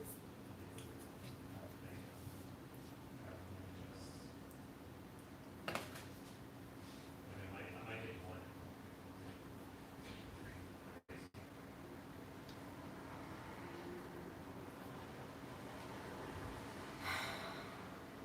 I think it's so crazy that shredding those papers feels so distant now, and they feel so close to the time when I was stealing grapes from my random neighbor's yard that nobody was picking, and my mom texting me after the live saying you can't pick someone else's grapes. And then I realized, that is right, because the grapes thing happened in August. She died at the beginning of October. Probably just over a month had passed, and now it's been over 6 months since she's died, so not crazy at all to feel that distance in time.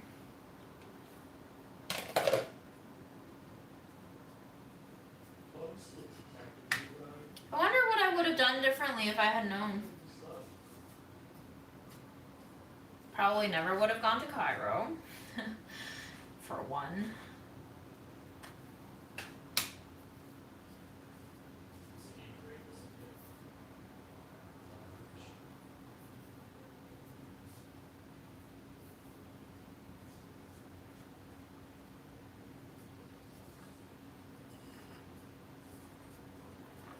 It's true. I wasn't really into it. I just wanted to go on the trip because that's the trip that Aaron thought would make the most sense for us, given COVID restrictions at the time, and I needed to take time off from work, and it was a good reason to take time off.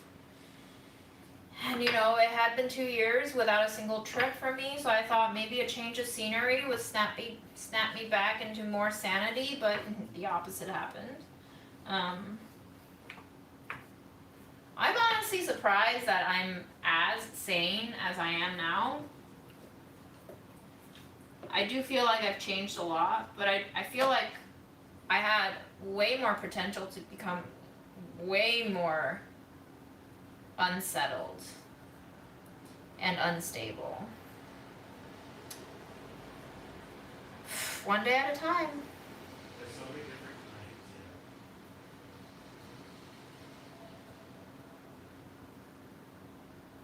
Oh, Shannon. Can we rant about how ethnic food on culinary competitions is not given the same respect as Euro food?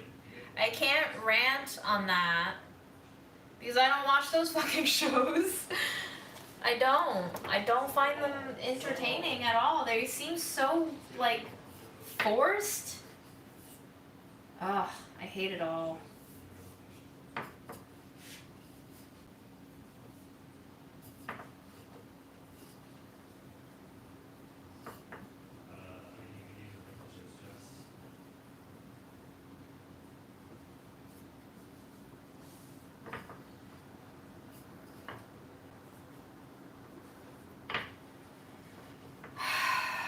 I don't even know how many miles is between Cairo and New York. I sold 7. Can somebody look that up for me? But Shannon, that sucks. No words.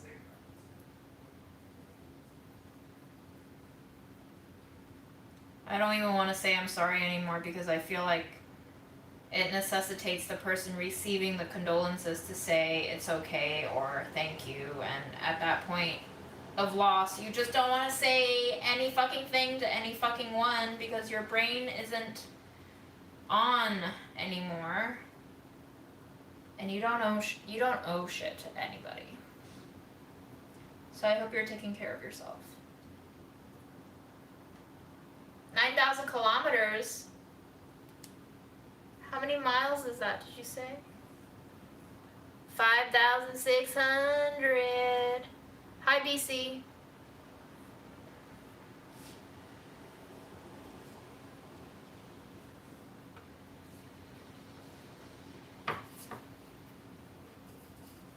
Yeah, I mean, I think the most painful part of grief is like we all feel like we're suffering alone, and we are.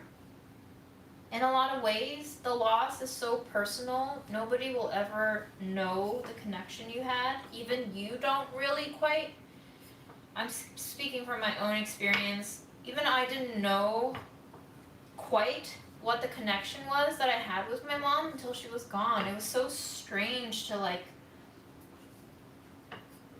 just begin to understand and gauge the depth of our bond in her absence.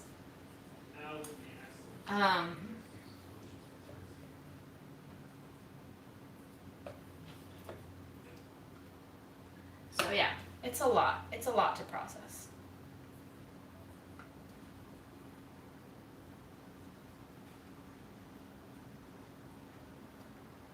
Thank you for the miles, y'all.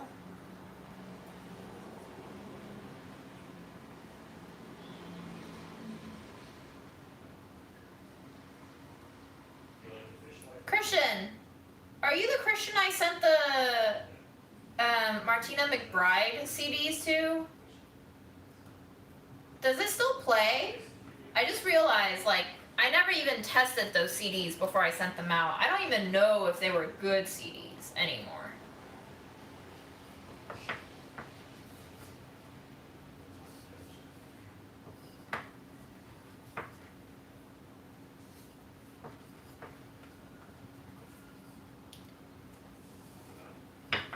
PK, as much as it sucks to lose your parents, it's gonna hurt them so much more if you go first.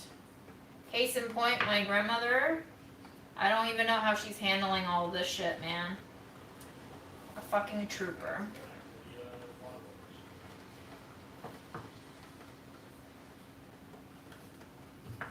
Wait, you haven't listened to it yet? It's been 6 fucking months. Play it. It's just gonna sit in your house for a decade, isn't it?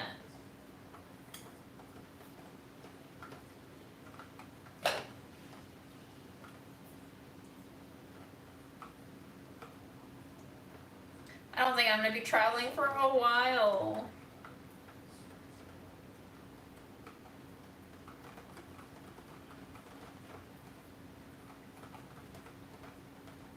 Today I walked by a Banana Republic and I saw in the showcase an outfit on display, and it was like a white shirt with a pencil skirt with a navy blue overcoat, very classic, with a light gold necklace.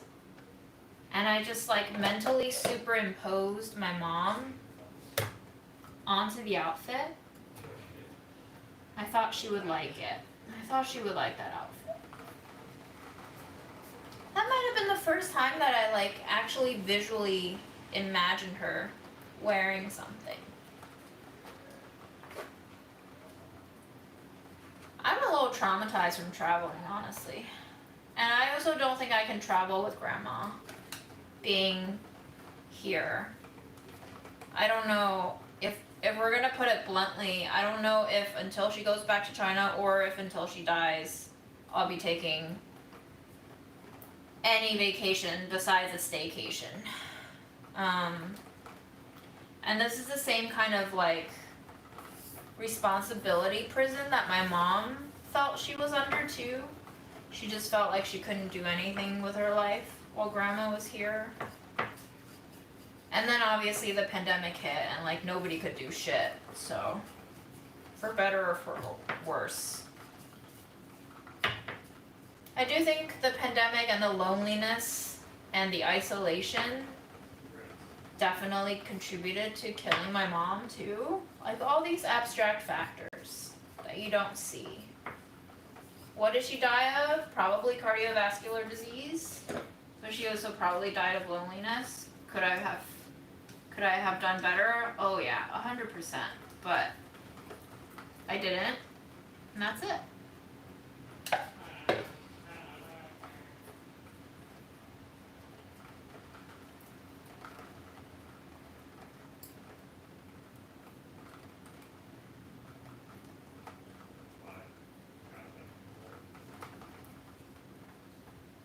Can you guys hear the rain?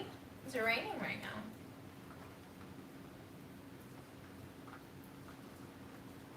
Did I eat 64 days of summer? Oh my god, I got one. Like, wow, the people.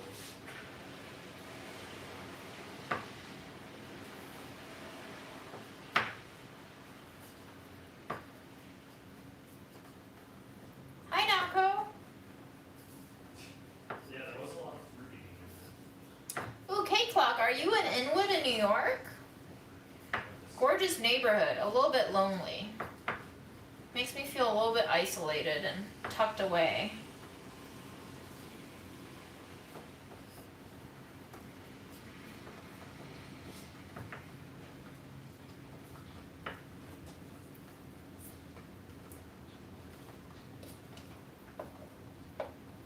It is very much like an oasis in the city though. Very close to the cloisters and all of that. Is there like a big Dominican scene there? I feel like there's a lot of Dominican restaurants and just poppin' places.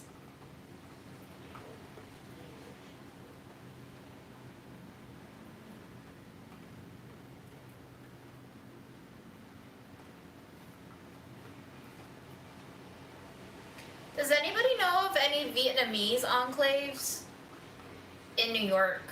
I feel like there isn't one. I also don't know if I've had like good Vietnamese food in New York either. They're all good. I just don't know if I've had any that are special. Some of the actually black knife quiche. Oh no, the CD is broken. Yeah, it's like the other than the tears, but I'm so sorry that we wasted that time and money to send you a broken CD. You are welcome to trash it now. I trashed all the other CDs. I really wanted to keep the Enya one and the Sinead one, but I had to throw them out. I just knew I wasn't going to have a CD player for a very long time. on the show, I was speaking with Ralph.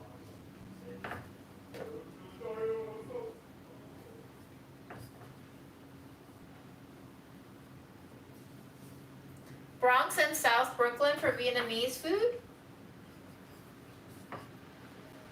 You got places for me? You got names?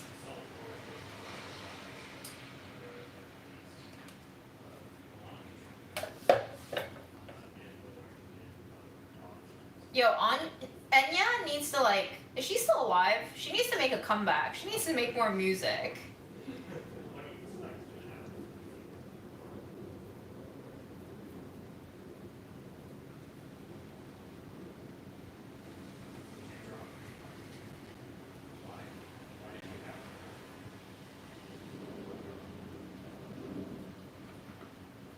Well, I'm glad we tried, Christian.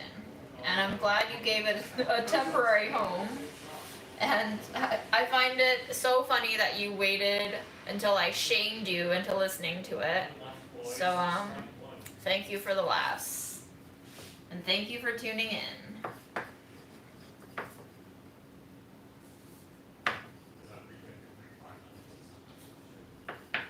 And I'm sorry for anyone else who asked me for CDs and got scratch CDs. I just didn't even think, man.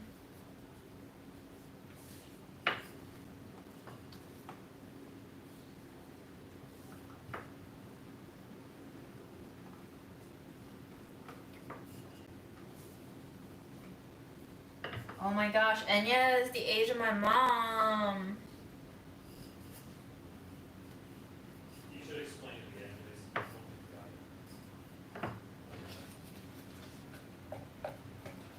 Aaron, did you have the frozen Reese's? yeah, I haven't. You. What did you think? They're great. Yeah. Okay. You like them frozen better? I don't know about better. I think they sort of different purposes. Okay, alright. I did like. Yes, the black chair is in the bedroom. I had to move it for the interview, unfortunately. I'm sorry he's not here, y'all. He's also just been like very sleepy. Maybe he is getting old too.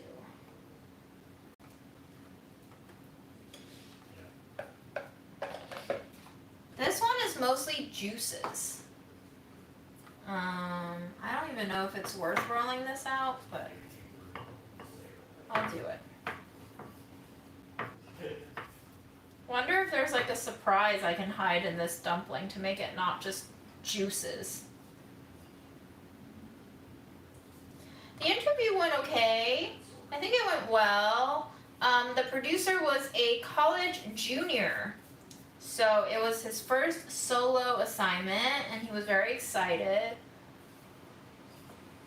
I don't know if it's like snobby of me to say, but I always like saying yes to students who ask me to participate in stuff because I just feel like it's really important that they, I don't know, I make it sound like I'm so in demand or important, but like I just want to say yes to the students who ask me.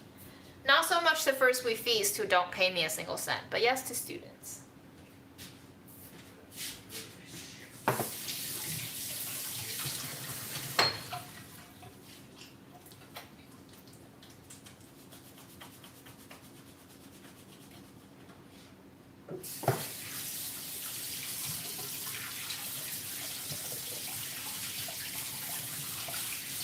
Guava glaze. Is it like one of those hard guavas? I just learned that there are so many different kinds of guavas. There's like the softer, fruitier Mexican guavas, and there's like the hard, fist-sized Chinese ones. So I don't know how soft it is.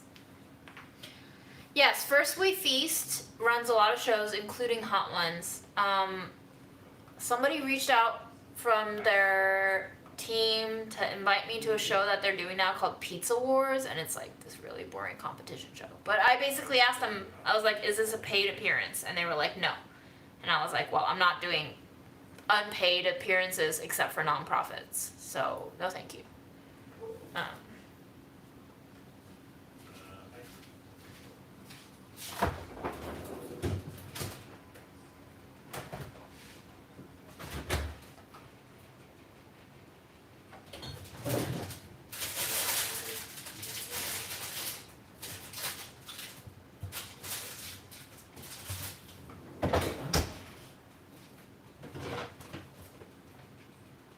Oh my gosh, my salad greens are turning bad. I gotta eat these. I gotta eat them tonight. What? I'll have a salad. Well, come make your own shitty salad, man. Shitty salad. Don't make me do everything. I wasn't asking, I was saying I'll make a salad. Okay.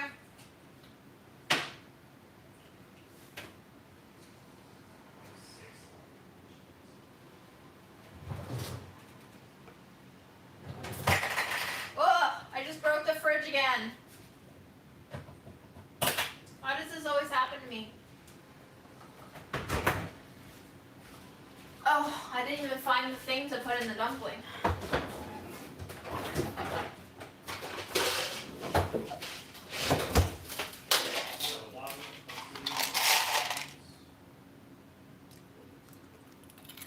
It's not even a big YouTuber. It's a whole media corporation. First We Feast is owned by Complex. And Complex is owned by BuzzFeed. So fuck BuzzFeed.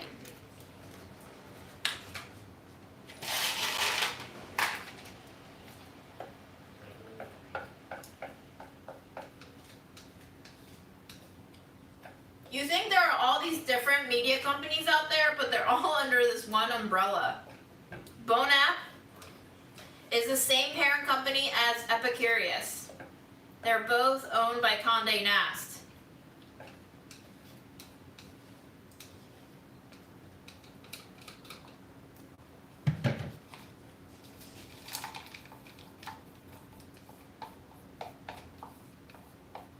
Okay, I have, Aaron and I were talking about the Brooklyn shooter, And there is a conspiracy that, you know, the FBI and the CIA have done shit before where they just recruit people to make trouble. So then the FBI and the CIA then have a reason to go shut some stuff down or do something. They basically use these people to be incendiary devices to trigger a series of events. So it's very possible that Eric Adams, our shitty mayor, who is very pro-cops and pro-corporations and pro-everything that I do not like, and very anti-homeless people, and he's kicking them off the streets.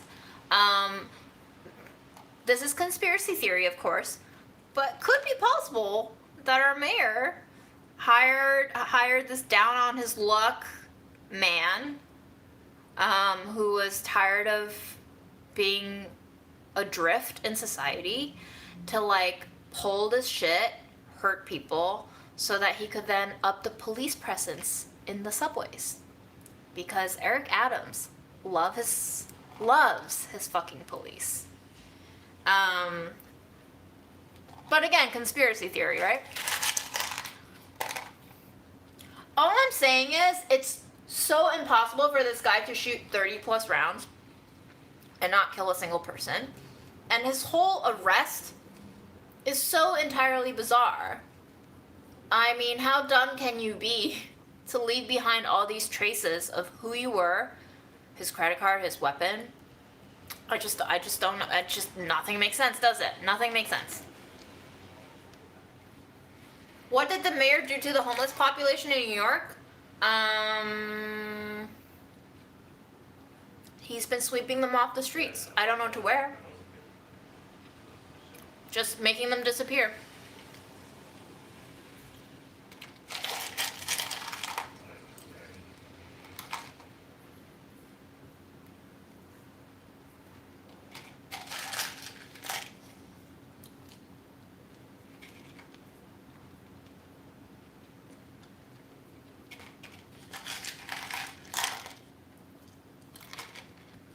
Frozen peas are delicious.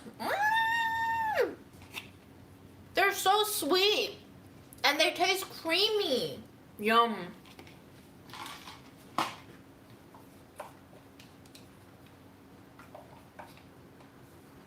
gonna put a little cornstarch in here to soak up some of the liquid that remains.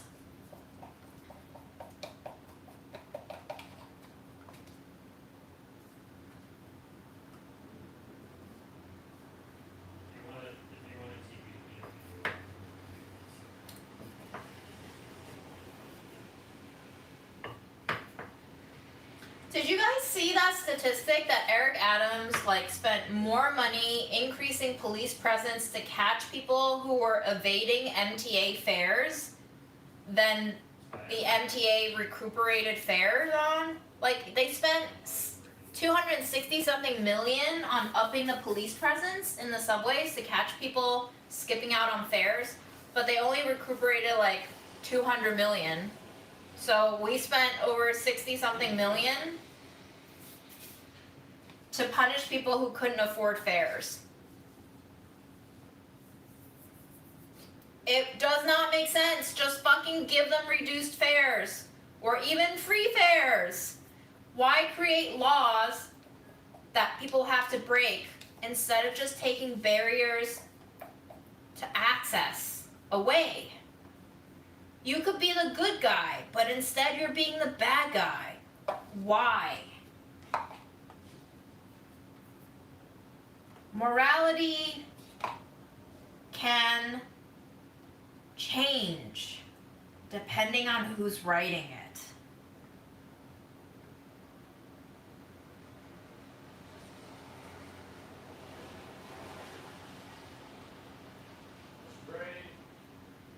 How shitty is it to be the person who has to go to work in the middle of a pandemic and cannot pay the subway fare comfortably?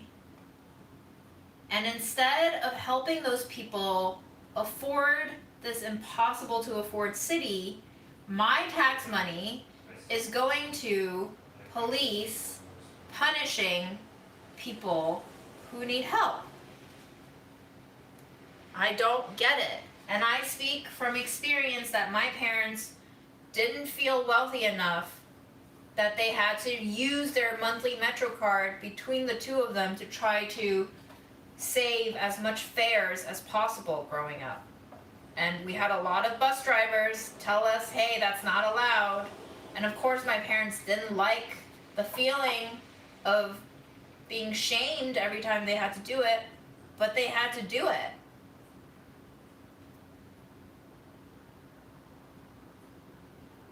It sucks.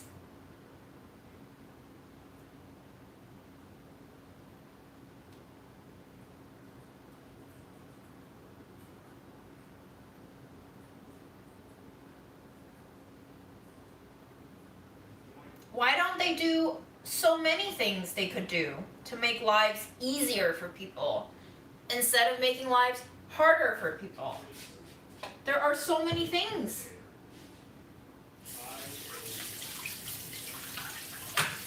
We create our own troubles. We create our own laws. We make this game hard for no fucking reason other than to see certain people suffer and certain people win. We can't have everyone winning. No, that's just going to make you feel useless and pointless.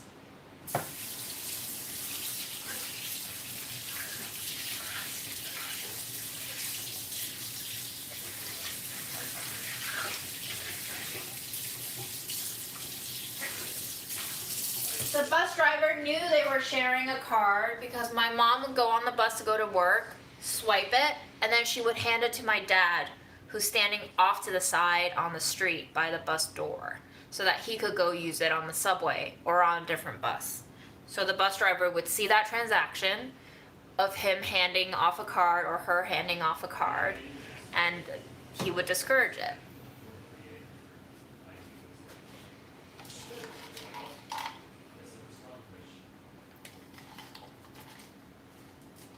I have never entertained running for office. I would die of a heart attack and stress immediately.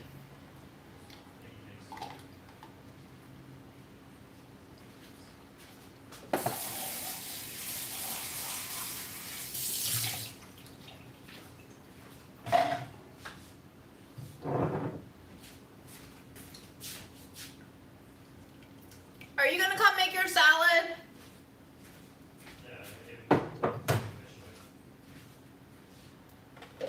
So I will freeze this dough and we can make it at another time, but these are our dumps. So 4, 12, 16, 18 and a half. So we have almost 40 dumplings.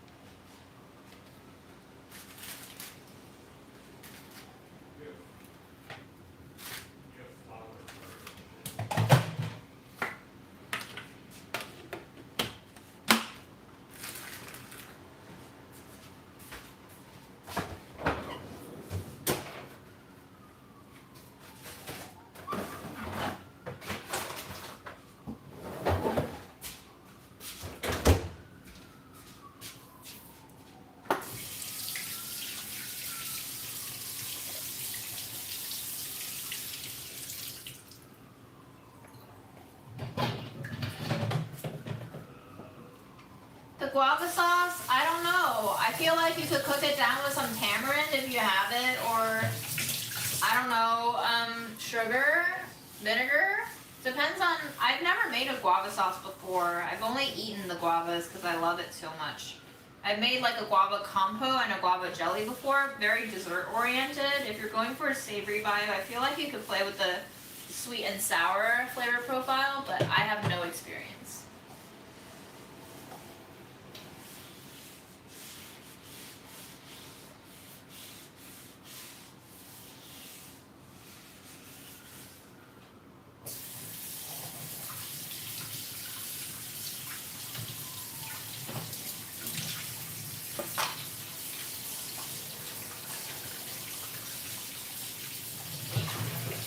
Y'all ask me for advice as if I can actually help you. I am just as clueless as you are. But I appreciate the confidence.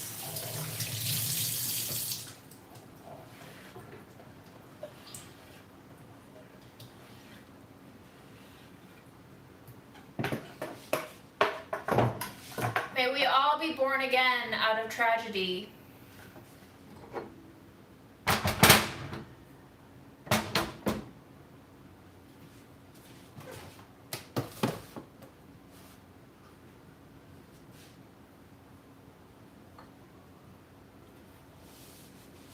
But are you sorry to be spelling police? Are you?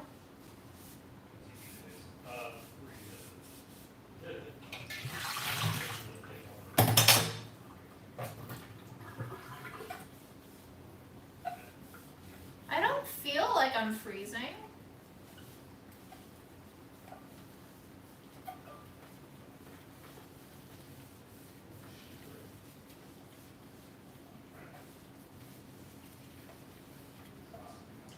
First of all, there are seeds in guava, I think. So you're gonna have to figure out how to de-seed it. I'm gonna guess you cut it into pieces, put it in some pot with water. You could just Google this, right? Because you're asking a room of people who probably have never made guava shit before. But you cook it down, and then you probably have to puree and strain it to make a sauce. It sounds like a lot of work. But you can probably do it.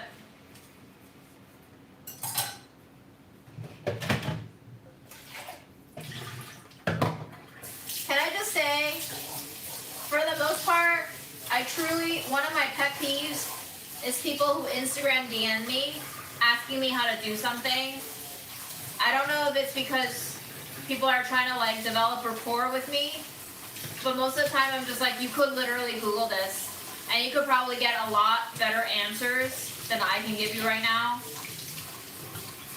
So if you're listening to this, don't DM me about what to do with a certain ingredient on Instagram, please. I don't know, probably. And even if I do know, Google knows too. And you can skip me as the middleman.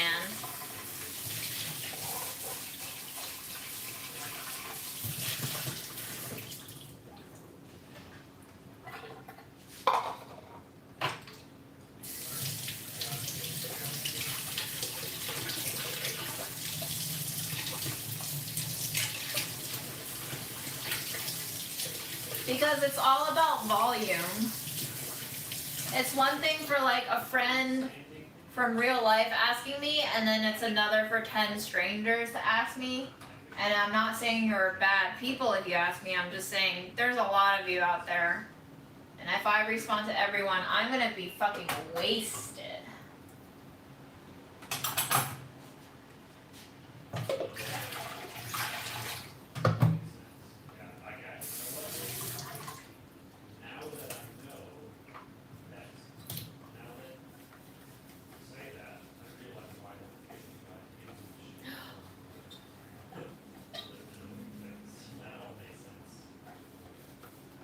Ooh, I have guava jam right now in my pantry. I love it. It's also cheaper than buying fresh guava, which is why I never cook guava down, I just eat it, because guava is like kind of expensive to buy. And it is much cheaper to just buy the guava jam. It's like $1 for a block of it.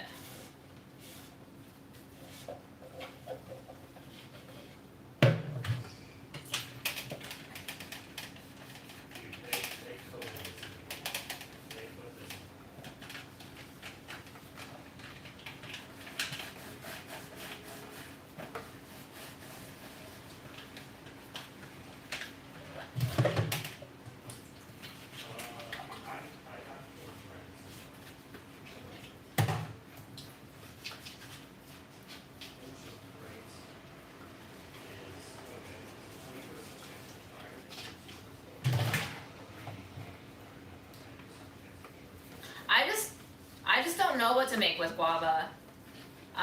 You're more than welcome to ask on a live because I'm already here and I'm conversing.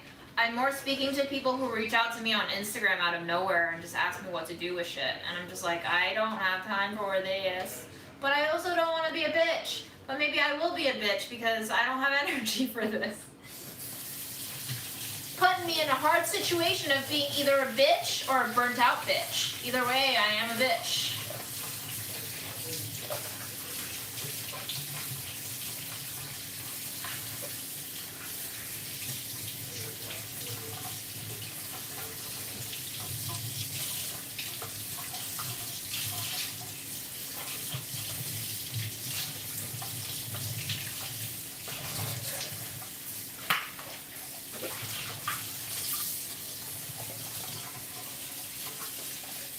I feel like in this day and age, unless you're like sitting next to your friend and just asking them about something, you could very easily Google the answer faster than asking anybody else. It's amazing, the age of information that we live in and how dumb we've gotten as a species. It's a little bit like food waste. Somehow you have all this food at home and you don't cook it and then it just all goes to rot.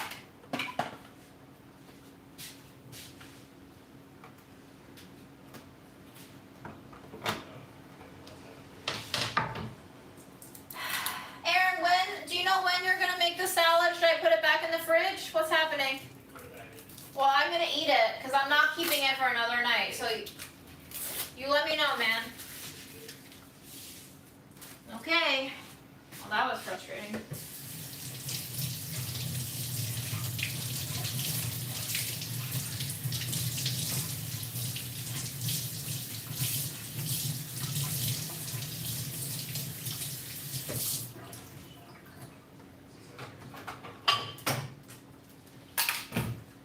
We're gonna eat a big old salad. Oh, but maybe. How are we doing on battery? 21%. Yikes. Wow, you can look at me from this angle. You can pretend to be Fred. Isn't that fun? I'm gonna plug you in.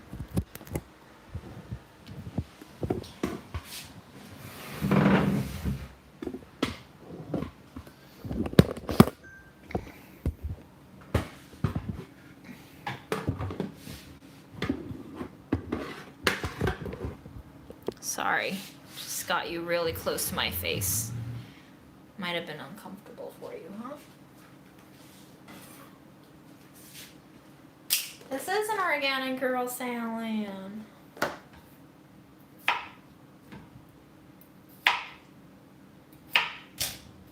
Does anybody else eat this little nub on the cucumber? It is not a very good cucumber. It was a 2-for-1 deal. It's not very good. Which is why I'm peeling it. Because the peel is a little bit bitter. I honestly think this is kind of a bad cucumber. But I'm still gonna eat it.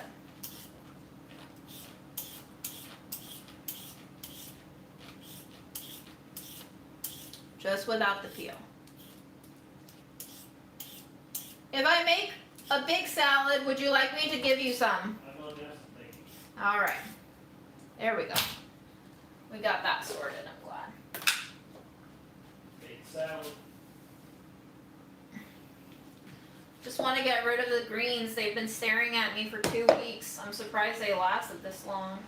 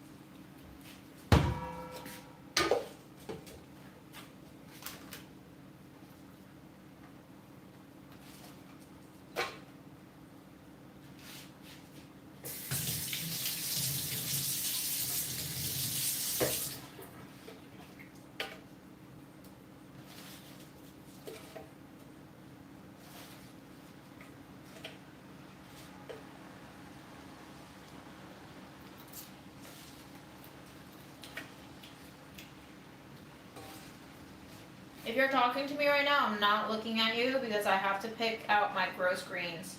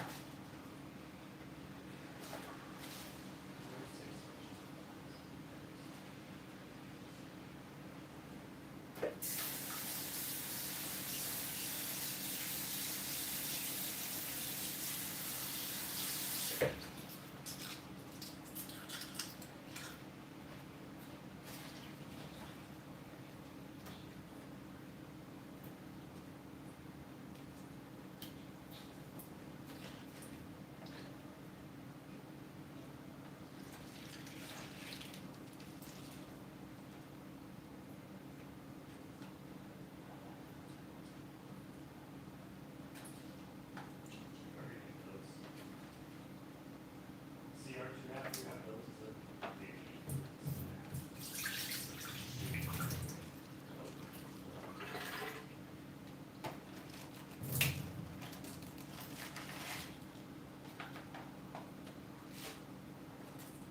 I just like the idea that we're doing all this, and that like popped up.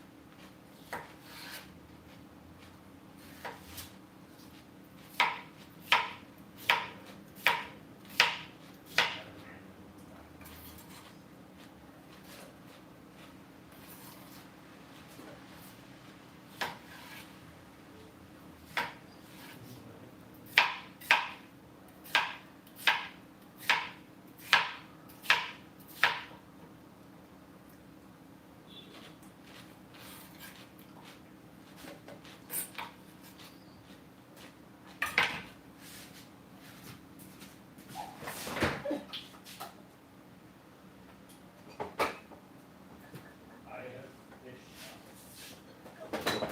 Aaron, do you want strawberry lemonade? Sure. Do you want it boozed?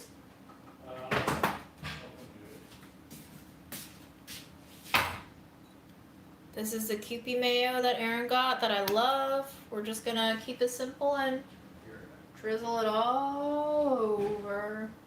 Do you want some onions? I'm using my strawberry lemonade. No, in your salad, you dingus. Sure, yes, I love them. Can I make an onion cocktail now, though? No, you may not. Where do you want your Easter egg? I don't know. Okay. Are we keeping these? Keep it for now. Can you give this a toss and take away what you like?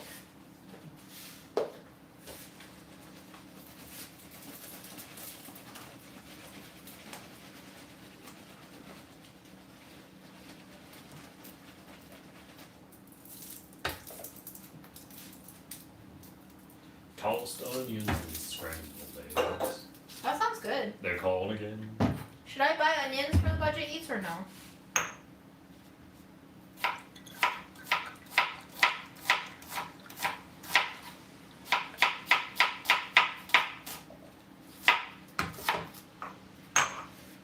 I don't want onions in my Okay. salad. I see what you're saying. Because I have very bad farts when I eat raw onions.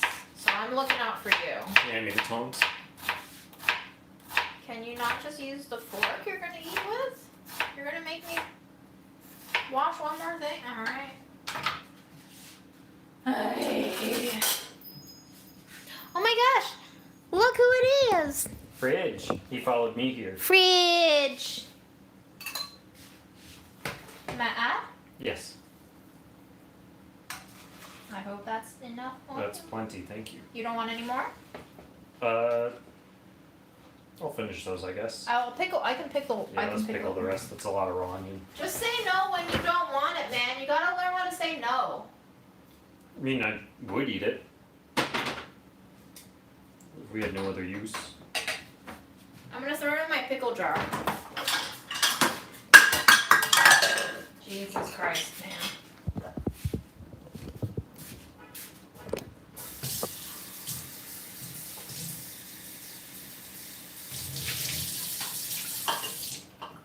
You have a assorted pickle jar?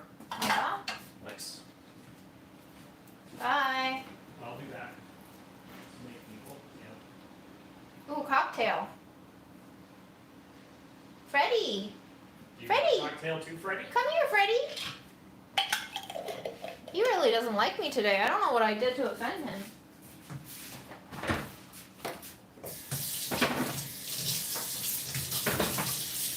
Hi, Freddie. Why are you so scared of me, honey? Aw.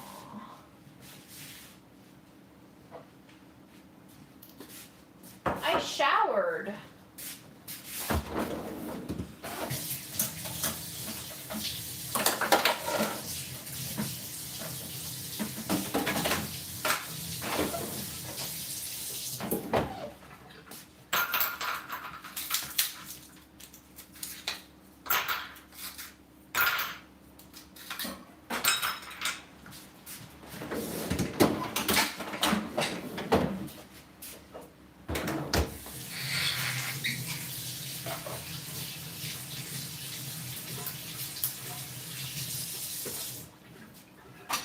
Are you having any of the lemonade? No, I have to eat my salad and shape the gnocchi.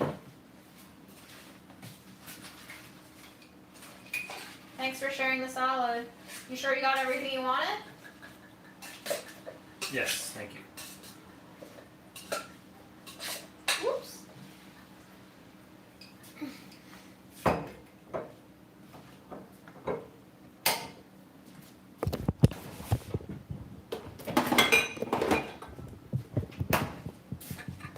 Should I eat my salad with tongs? Cheers. What's in there? White rum, June strawberry lemonade, and ice. Enjoy. Mm-hmm. Thank you for the soupy dressing. Oh, Mhm. cool. It's so good. I love it so much. Do you want some mint in your salad? Good, June. I'm gonna eat the mint.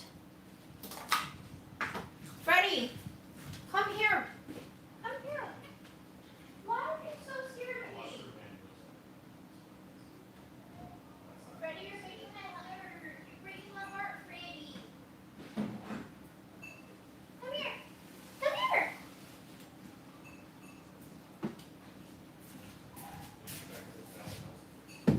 Sit.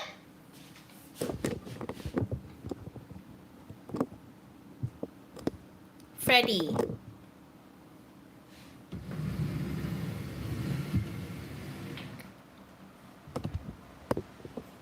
Sit on the chair, buddy. Up. Come on, up. Yes, good. Now you know.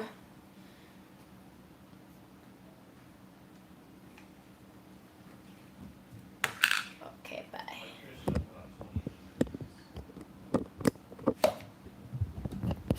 My tripod doesn't want to stay. My tripod doesn't want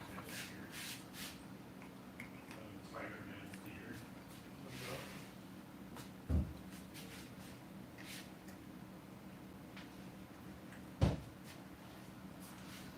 Up. Good boy. Yes, I know. You gotta give me some time. Yes, I know.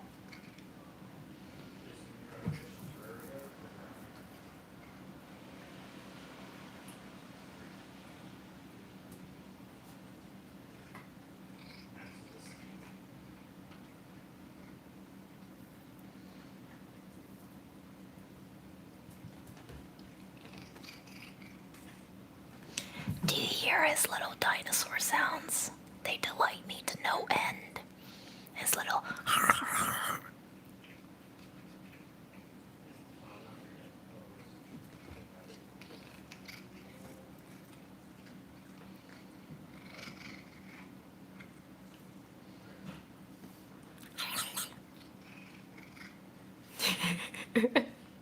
You love these, don't you? I can give you only one more. One more. You're gonna throw it up like you did last time. Okay? No more.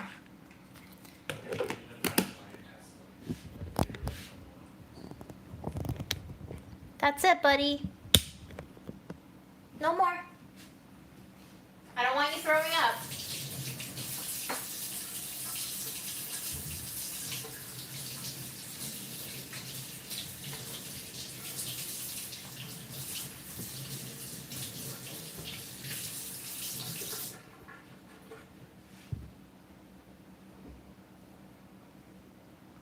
What are you doing, Freddy? Huh? Showing us your butthole? Oh, very good. Very nice. Lovely butthole, friend. Yeah, great. You want to smell some mint? Smells great, doesn't it? Yeah. Okay. Yeah. Smell the mint. Yeah.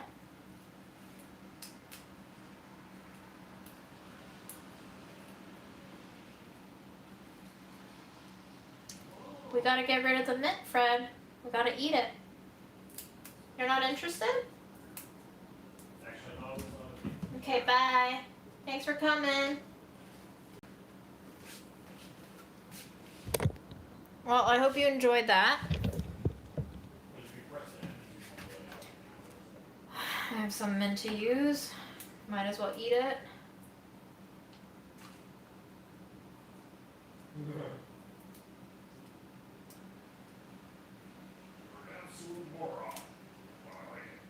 Aaron, I'm gonna give you a little bit of mint for your lemonade, okay?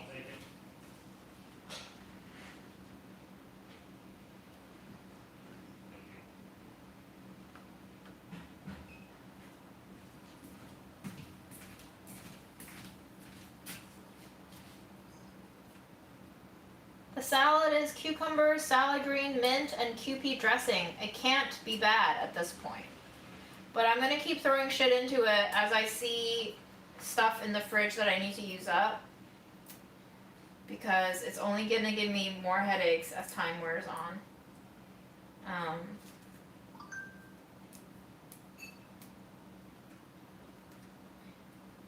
How you guys doing? Are you enjoying this long ass stream?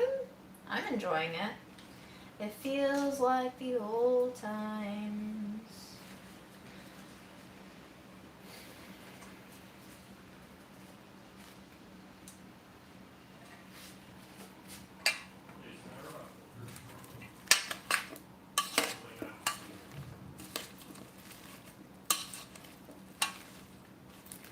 It's been going for 2 hours and 38 minutes almost.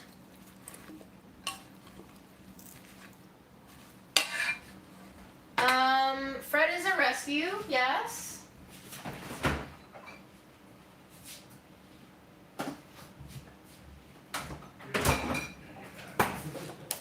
I also have broccioli. Let's throw some broccioli in. I'm gonna be so green. This is making up for all of the vegetables I have not been eating at all. I've truly just been eating chocolate and peanut butter and my usual depression diet. It has not been great for me.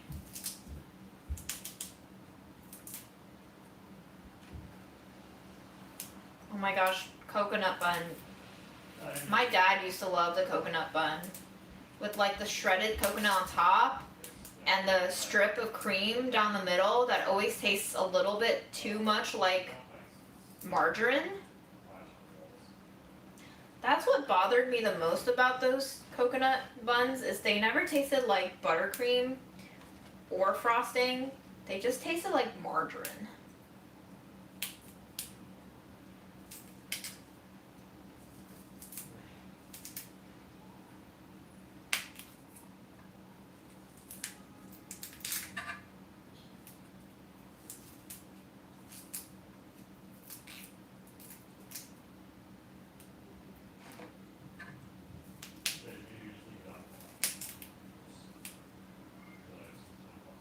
Ugh, shortening, even worse.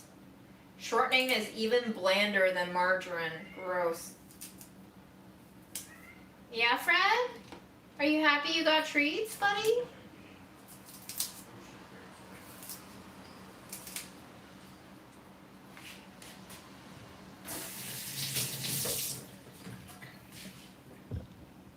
I was gonna show you Fred, but he left as soon as he saw me head for the camera.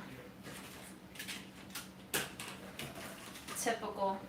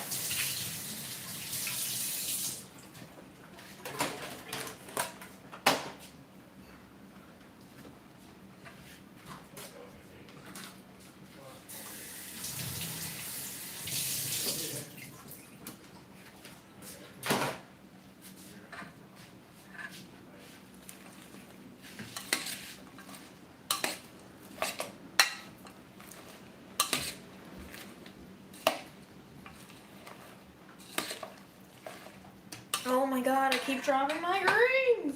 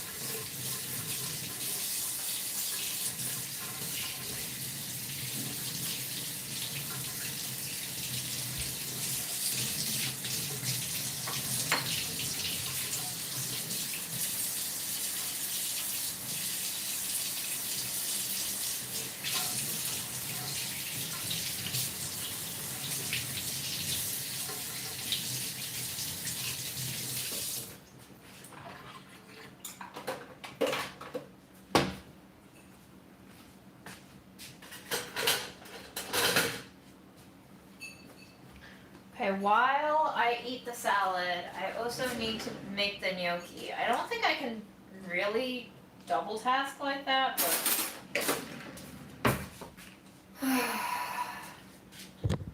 it's gonna be a very flattering angle. Love it. Welcome to my salad eating phase of the live. Here we have greens, cucumber, mint, broccoli, all tossed in a shit ton of QP dressing. I probably put too much in. It's gonna be great.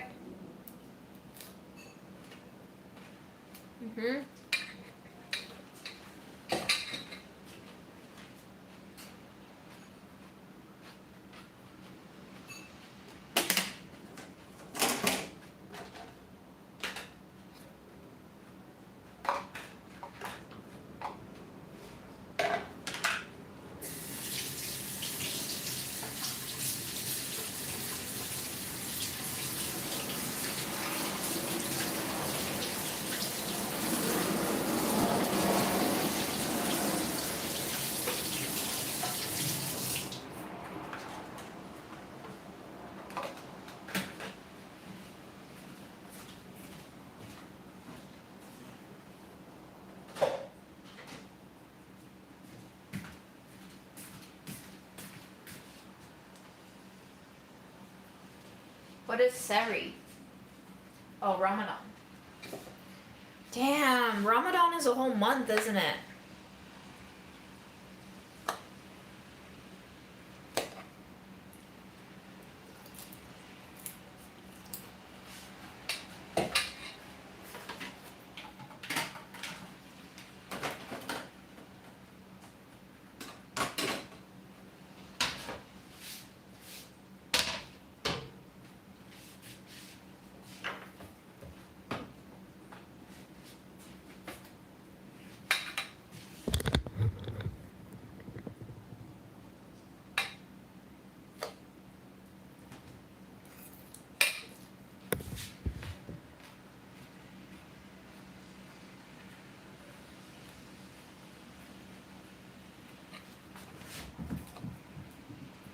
Okay, bye. I don't know what I did.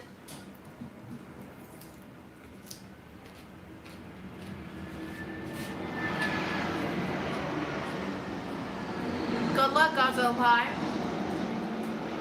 I don't know why you need the luck, but good luck. Maybe he needs to poop. We all have those times. Those oh shit, it's coming times. Pun unintended.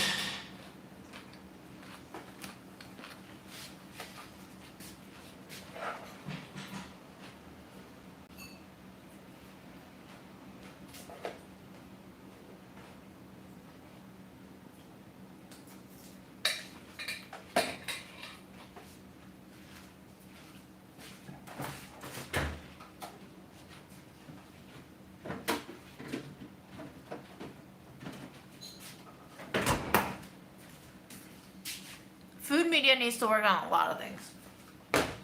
All media needs to work on a lot of things.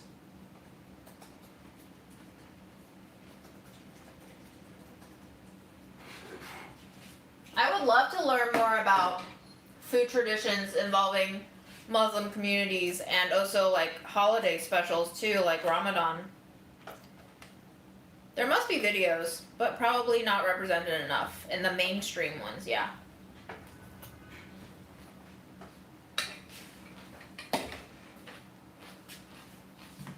Thank you for the lovely salad, Jim. Thank you for eating it. Look at the fridge.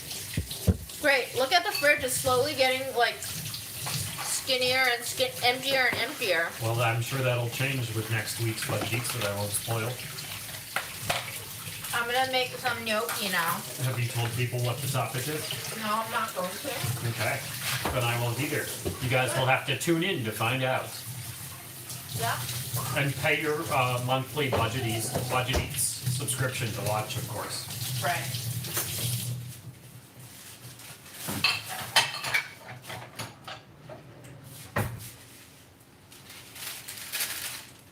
Is that gnocchi, Jim?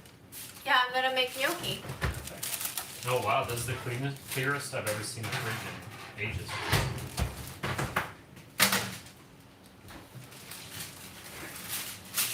Wow, he's running so fast. Did he poop?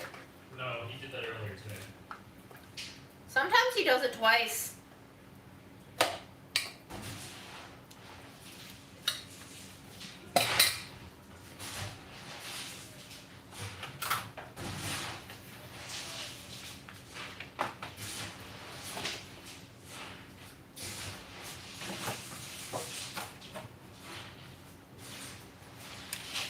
Carrot gnocchi, it doesn't look like much.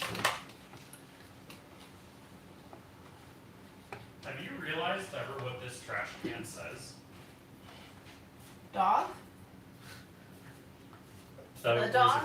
Art list. Can you not put it right over the food? Art list collection. The dog. Pug. What kind of dog is it? Beagle. It's a beagle that says pug, and then it says Nobody can see you, Aaron. tomorrow is waiting for your smile. Go up to the camera. Stop putting it over my food, dude. I'm trying to show the camera.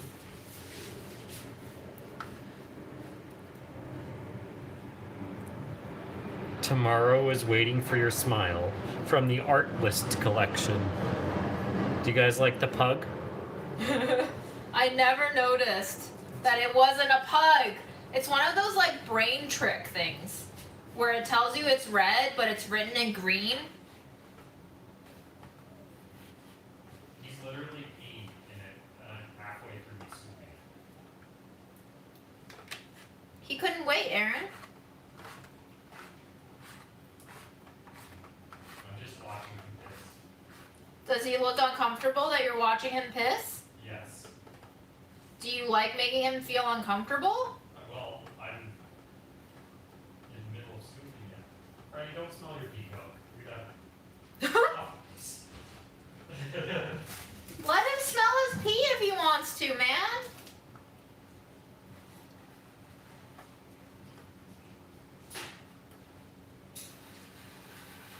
Now I gotta wait for it to absorb and break down.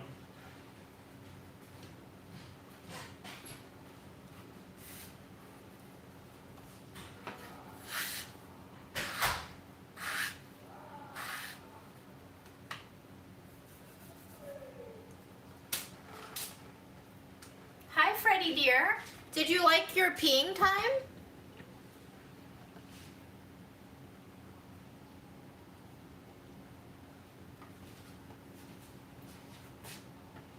Hi, babe. Do you want to hop on a chair? Okay. Settle on in, bud. We're just rolling some gnocchi. Do you want to smell?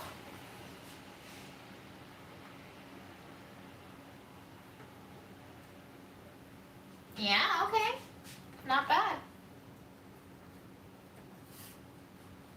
We use pine litter.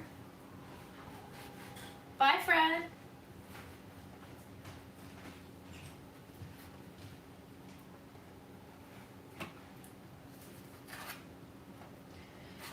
Julia is not leaving Delish as far as I know, unless you have a news source that I don't have, in which case please let me know.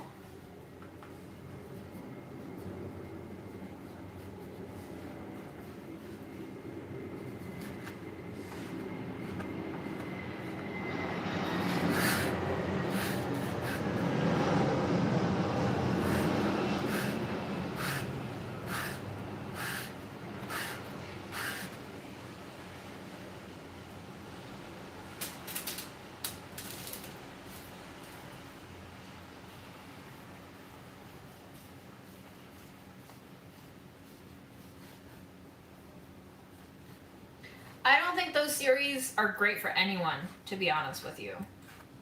You're eating a lot of shit. It's like an occupational hazard, honestly, so.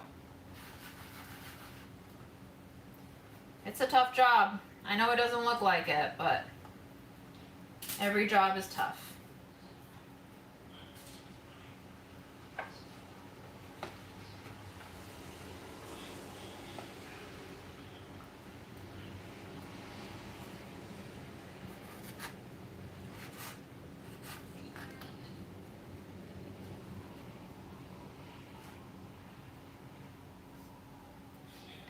Eating a shit ton of food in a sitting. It's kind of like the Matilda cake scene, but that's your job.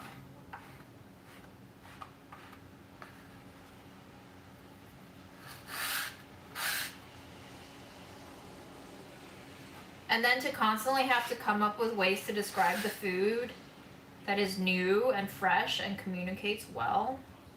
That's so difficult. Right, Freddie? Hi, babe.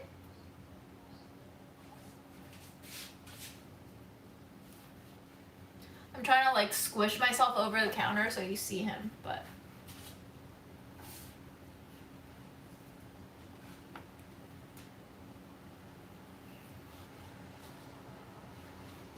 I mean, making yourself puke it up is also very difficult to do. Have you ever had to puke on demand? First of all, eating disorder. Second of all, very difficult and very uncomfortable.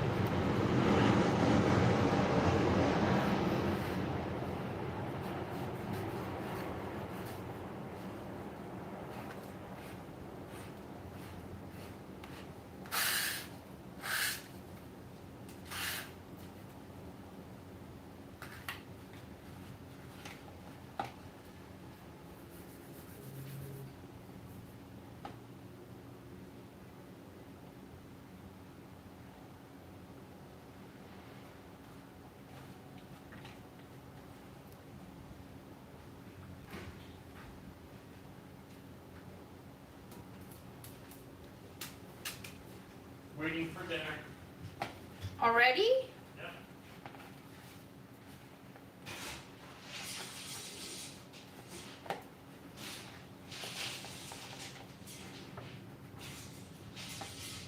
I'm live, Anna.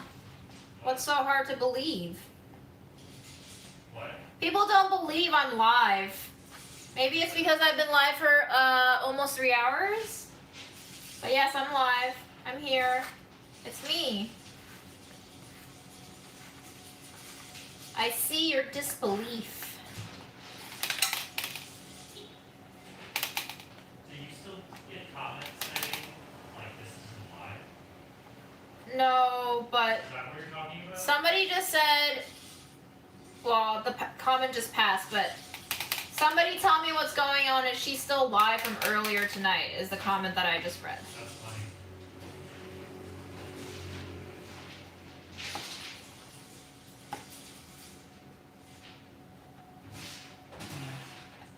There's 24-hour live streamers, so you're not even close to that. I know.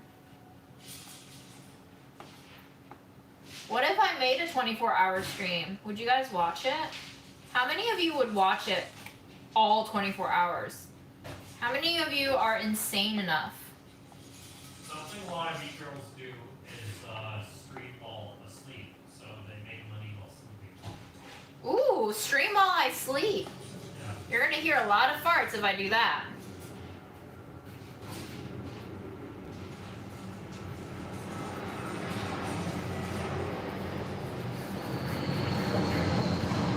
I can't hear you, Aaron. Are you mean, girl? Am I a mean girl? Yeah. Only mean girls do that? No, an e-girl. Oh, e-girl. I don't know if I'm an e-girl. Probably not. Certainly don't look the part or sound the part.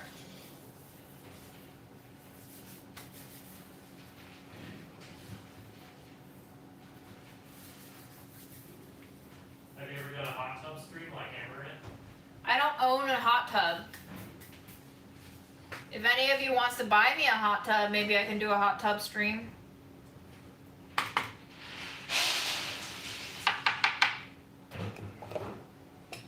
Salad break.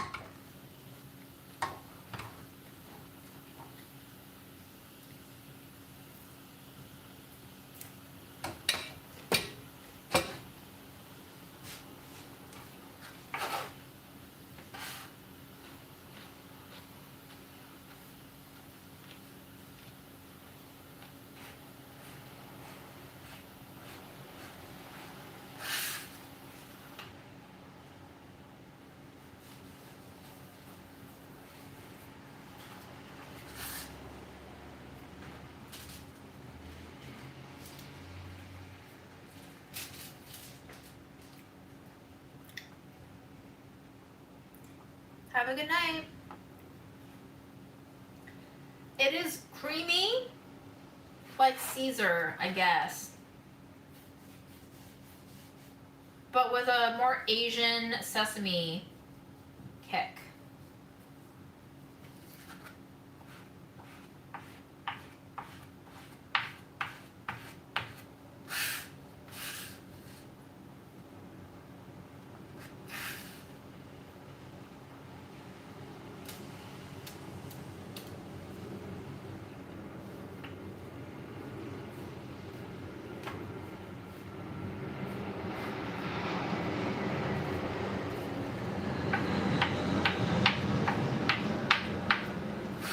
How do you think I film Budget Eats?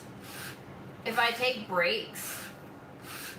I film like for 8 to 10 straight hours every day for Budget Eats. If I took breaks, you would have to wait half a year for a Budget Eats episode to drop.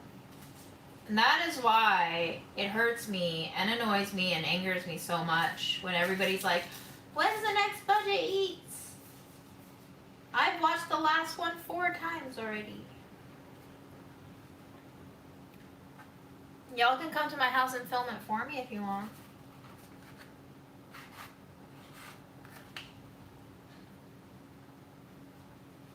Zach does the edits. Fantastic human being.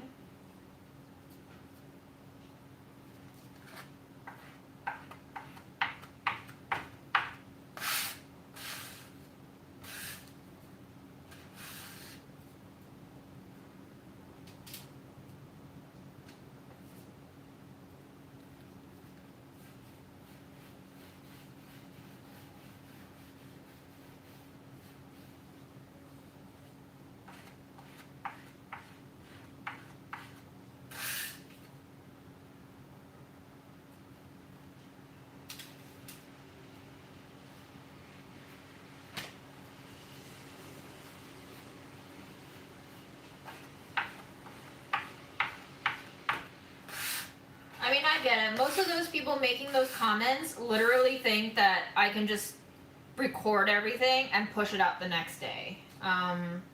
Probably no experience in video production and just don't have any idea how much work goes into every single episode. So I don't blame them, but I still get fucking annoyed.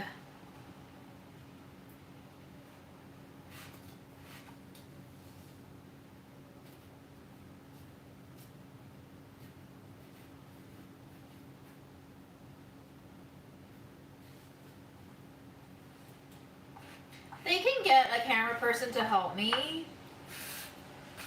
Probably. But remember, Budget Eats started in the middle of the pandemic and everybody was under quarantine. And so the style of Budget Eats can certainly evolve if we want it to and agree on it. But I've also just gotten used to filming it on my own, and as much work as it is, it still affords me this kind of creative control over how it's shot and what I shoot. And I can work on my own timeline. Whereas if I invite someone else to come be the camera person and shoot me doing it, there's the added stress factor of like, can we get this finished on time? And it just also changes the dynamic that I present to the camera too, because there's another layer mitigating that relationship between me and the camera, aka the viewer, you know? So that all kind of goes into how we produce Budget Eats. It can be Budget Eats, but it will change if there's someone else filming it. I don't know if you saw the camping episode. Chelsea filmed that one. Did you like that episode? Thoughts?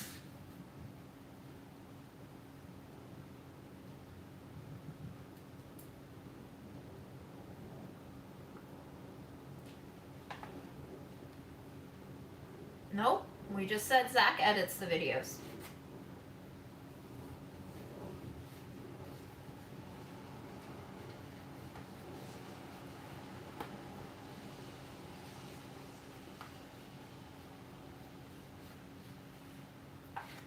So yeah, certainly I think when you have a bigger set, like the great outdoors, it works. But you also have to take into consideration my kitchen is literally 90 square feet. To fit another person in here, plus a big camera, plus me trying to move around, it's gonna cause a lot of tension too, just sharing that space with someone. So again, it's not impossible, but it will change the dynamic of the show. Could be good, could be bad, could be both. Likely to be both. I like the jerky one too. I just really like eating jerky, but that didn't perform very well.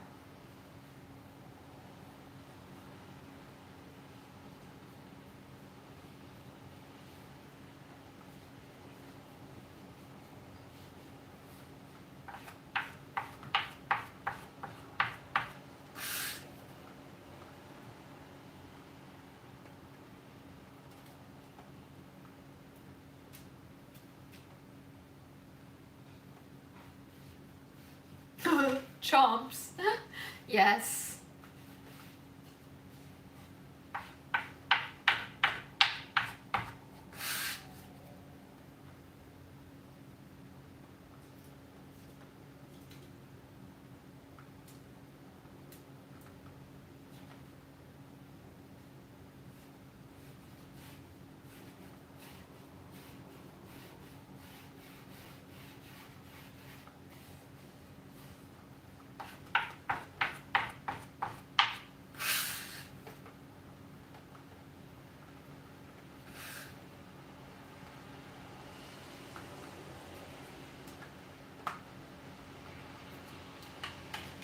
All right.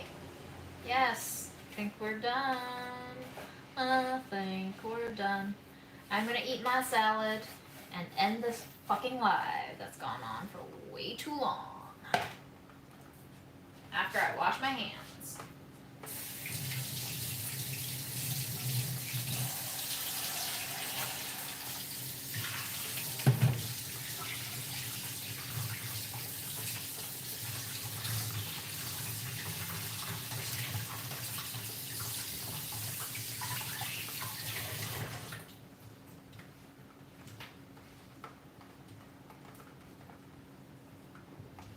There's always going to be like 1.5 people who join right before I end the live. And I always feel so sad. But don't worry, there will be a next time. And also, I will be eating salad for the next 10 minutes. So you have 10 minutes with me. Anyway, here's the ugly gnocchi that Erin will eat over the next week. They're very cute. They will cook to like 3 times their size.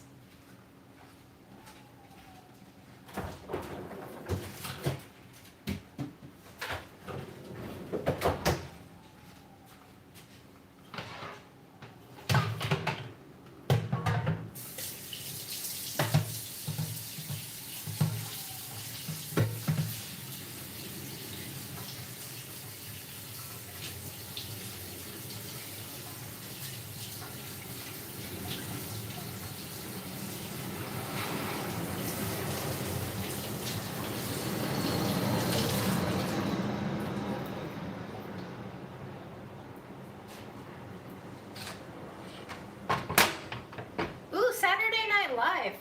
I never watch it live because I don't have cable TV. So I only watch the YouTube version, which I don't think they put like simultaneous broadcast to YouTube.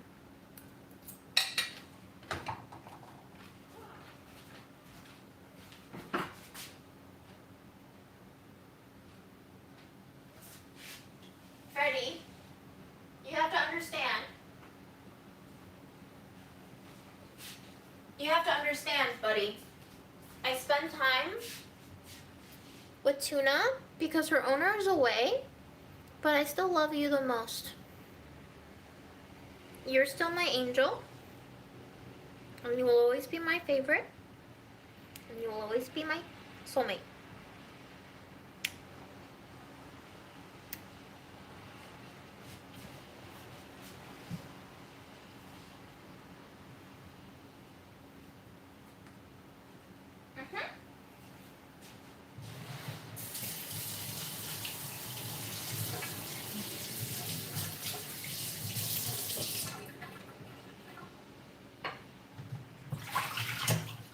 Do we think he believes me?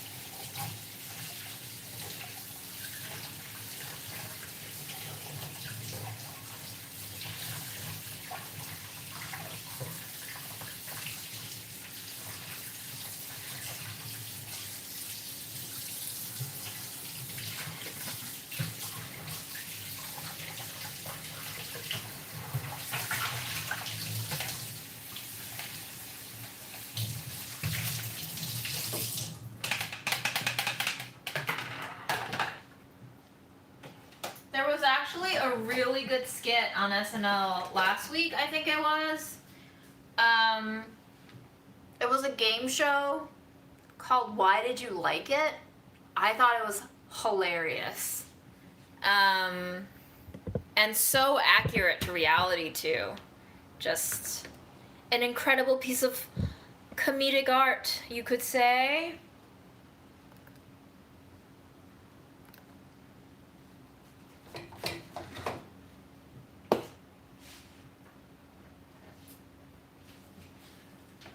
Here we go. Me with my salad. Freddie with nothing. Thanks all for tuning in to A Night in the Kitchen.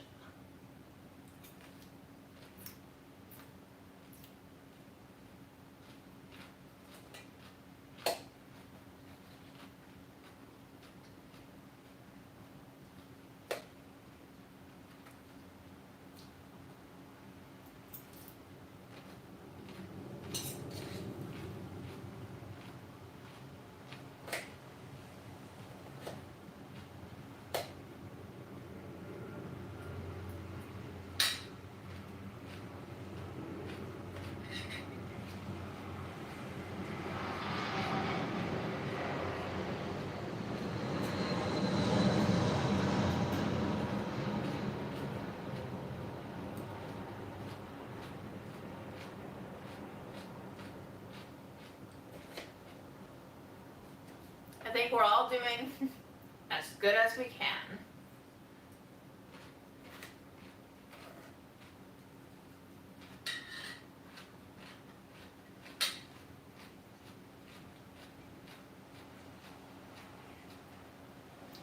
I think some people read my Instagram posts and they comment stuff like, I don't know you, but I'm worried for you, which I understand.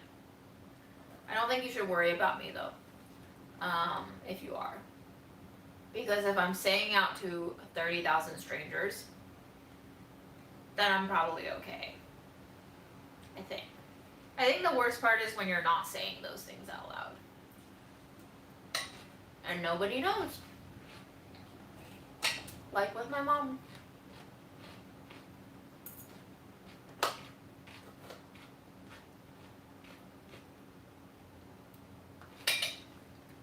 I've always had a melodramatic flair, so.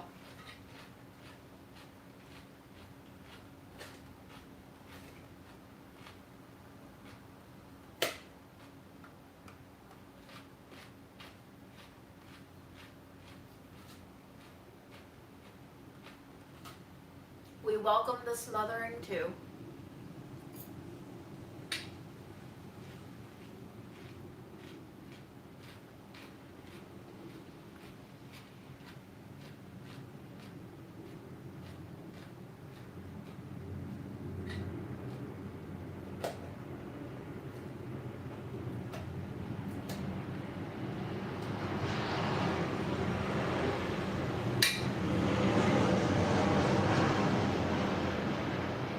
I think writing for me has been very essential in my mom's death and what followed, because writing things down means that you have to put thoughts in order. And in order to put thoughts in order, it means you have to fit them in some sort of sequence that makes some sort of sense, even if not complete sense. And that processing is a way to build a narrative for yourself to cling on to, almost like a life raft. It helps you make sense of the senseless, even if it's not, you know, the answer to everything that you need. It's something.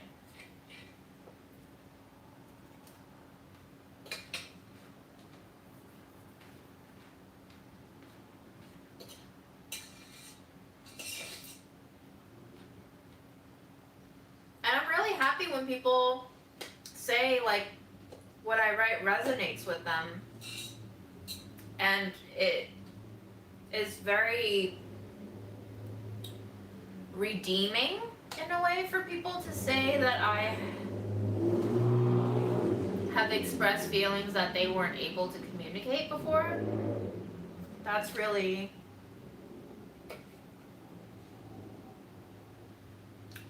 impressive. Like, I'm not trying to give myself a gold star, but it's just like insane that I can speak to an experience that other people have gone through.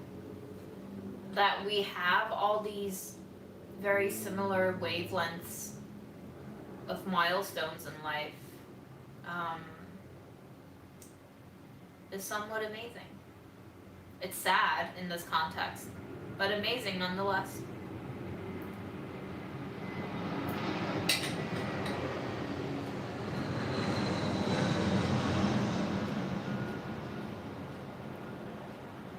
Fred, do you like my writing?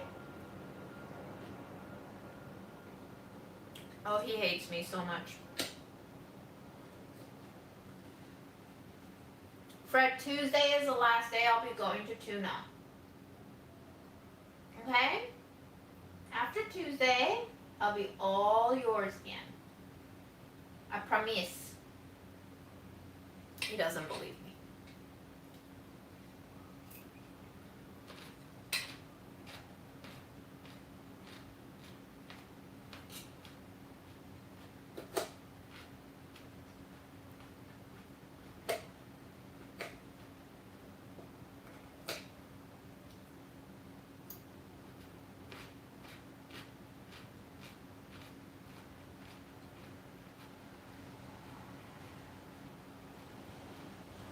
I'm so glad that you like Lagai Mashan.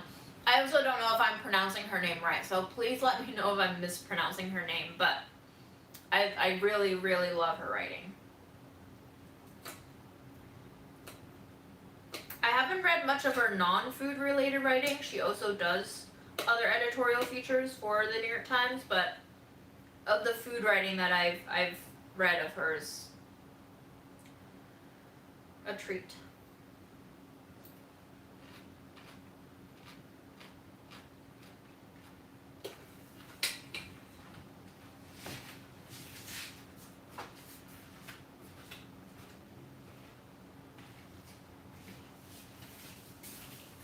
Despite being an English major, I don't read.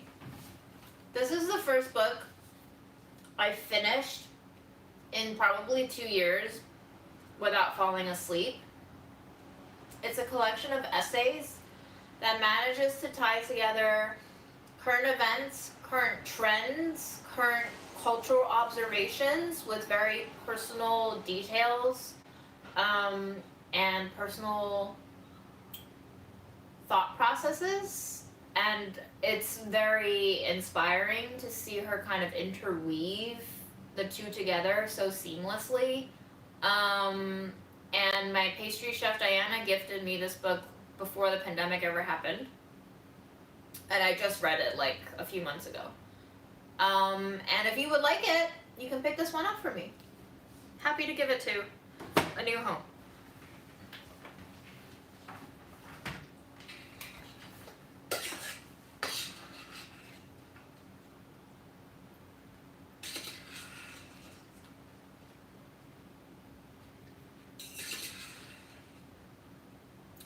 Your matzah is $8 a box? Holy shit.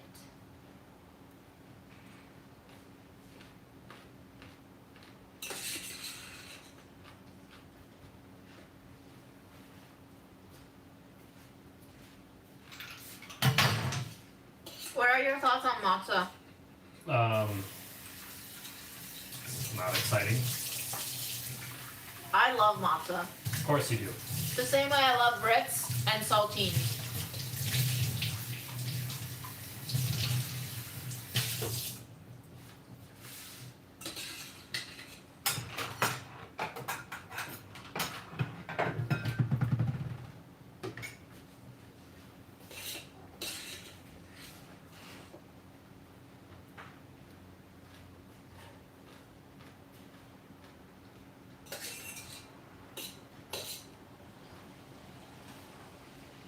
So what do they make gluten-free matzo out of?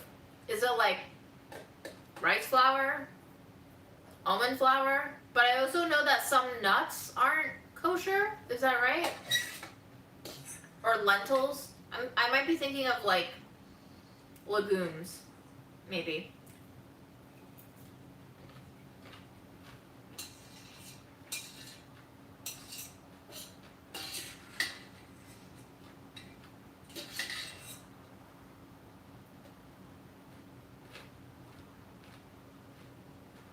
Hi, UK.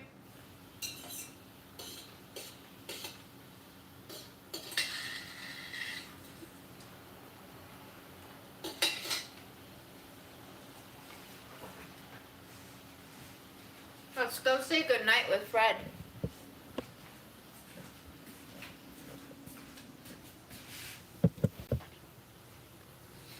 Freddie, do you have advice for tomorrow?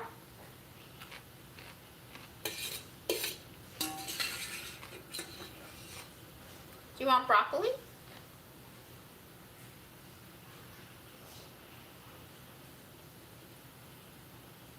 Okay, got a few licks, but no.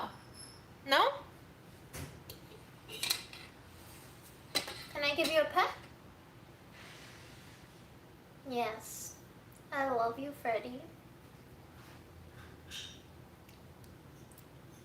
My true love. Y'all, have a good night. I wish you the best. Take care of yourself, drink water, sleep well, take your vitamins, and watch something that makes you fulfilled. Bye.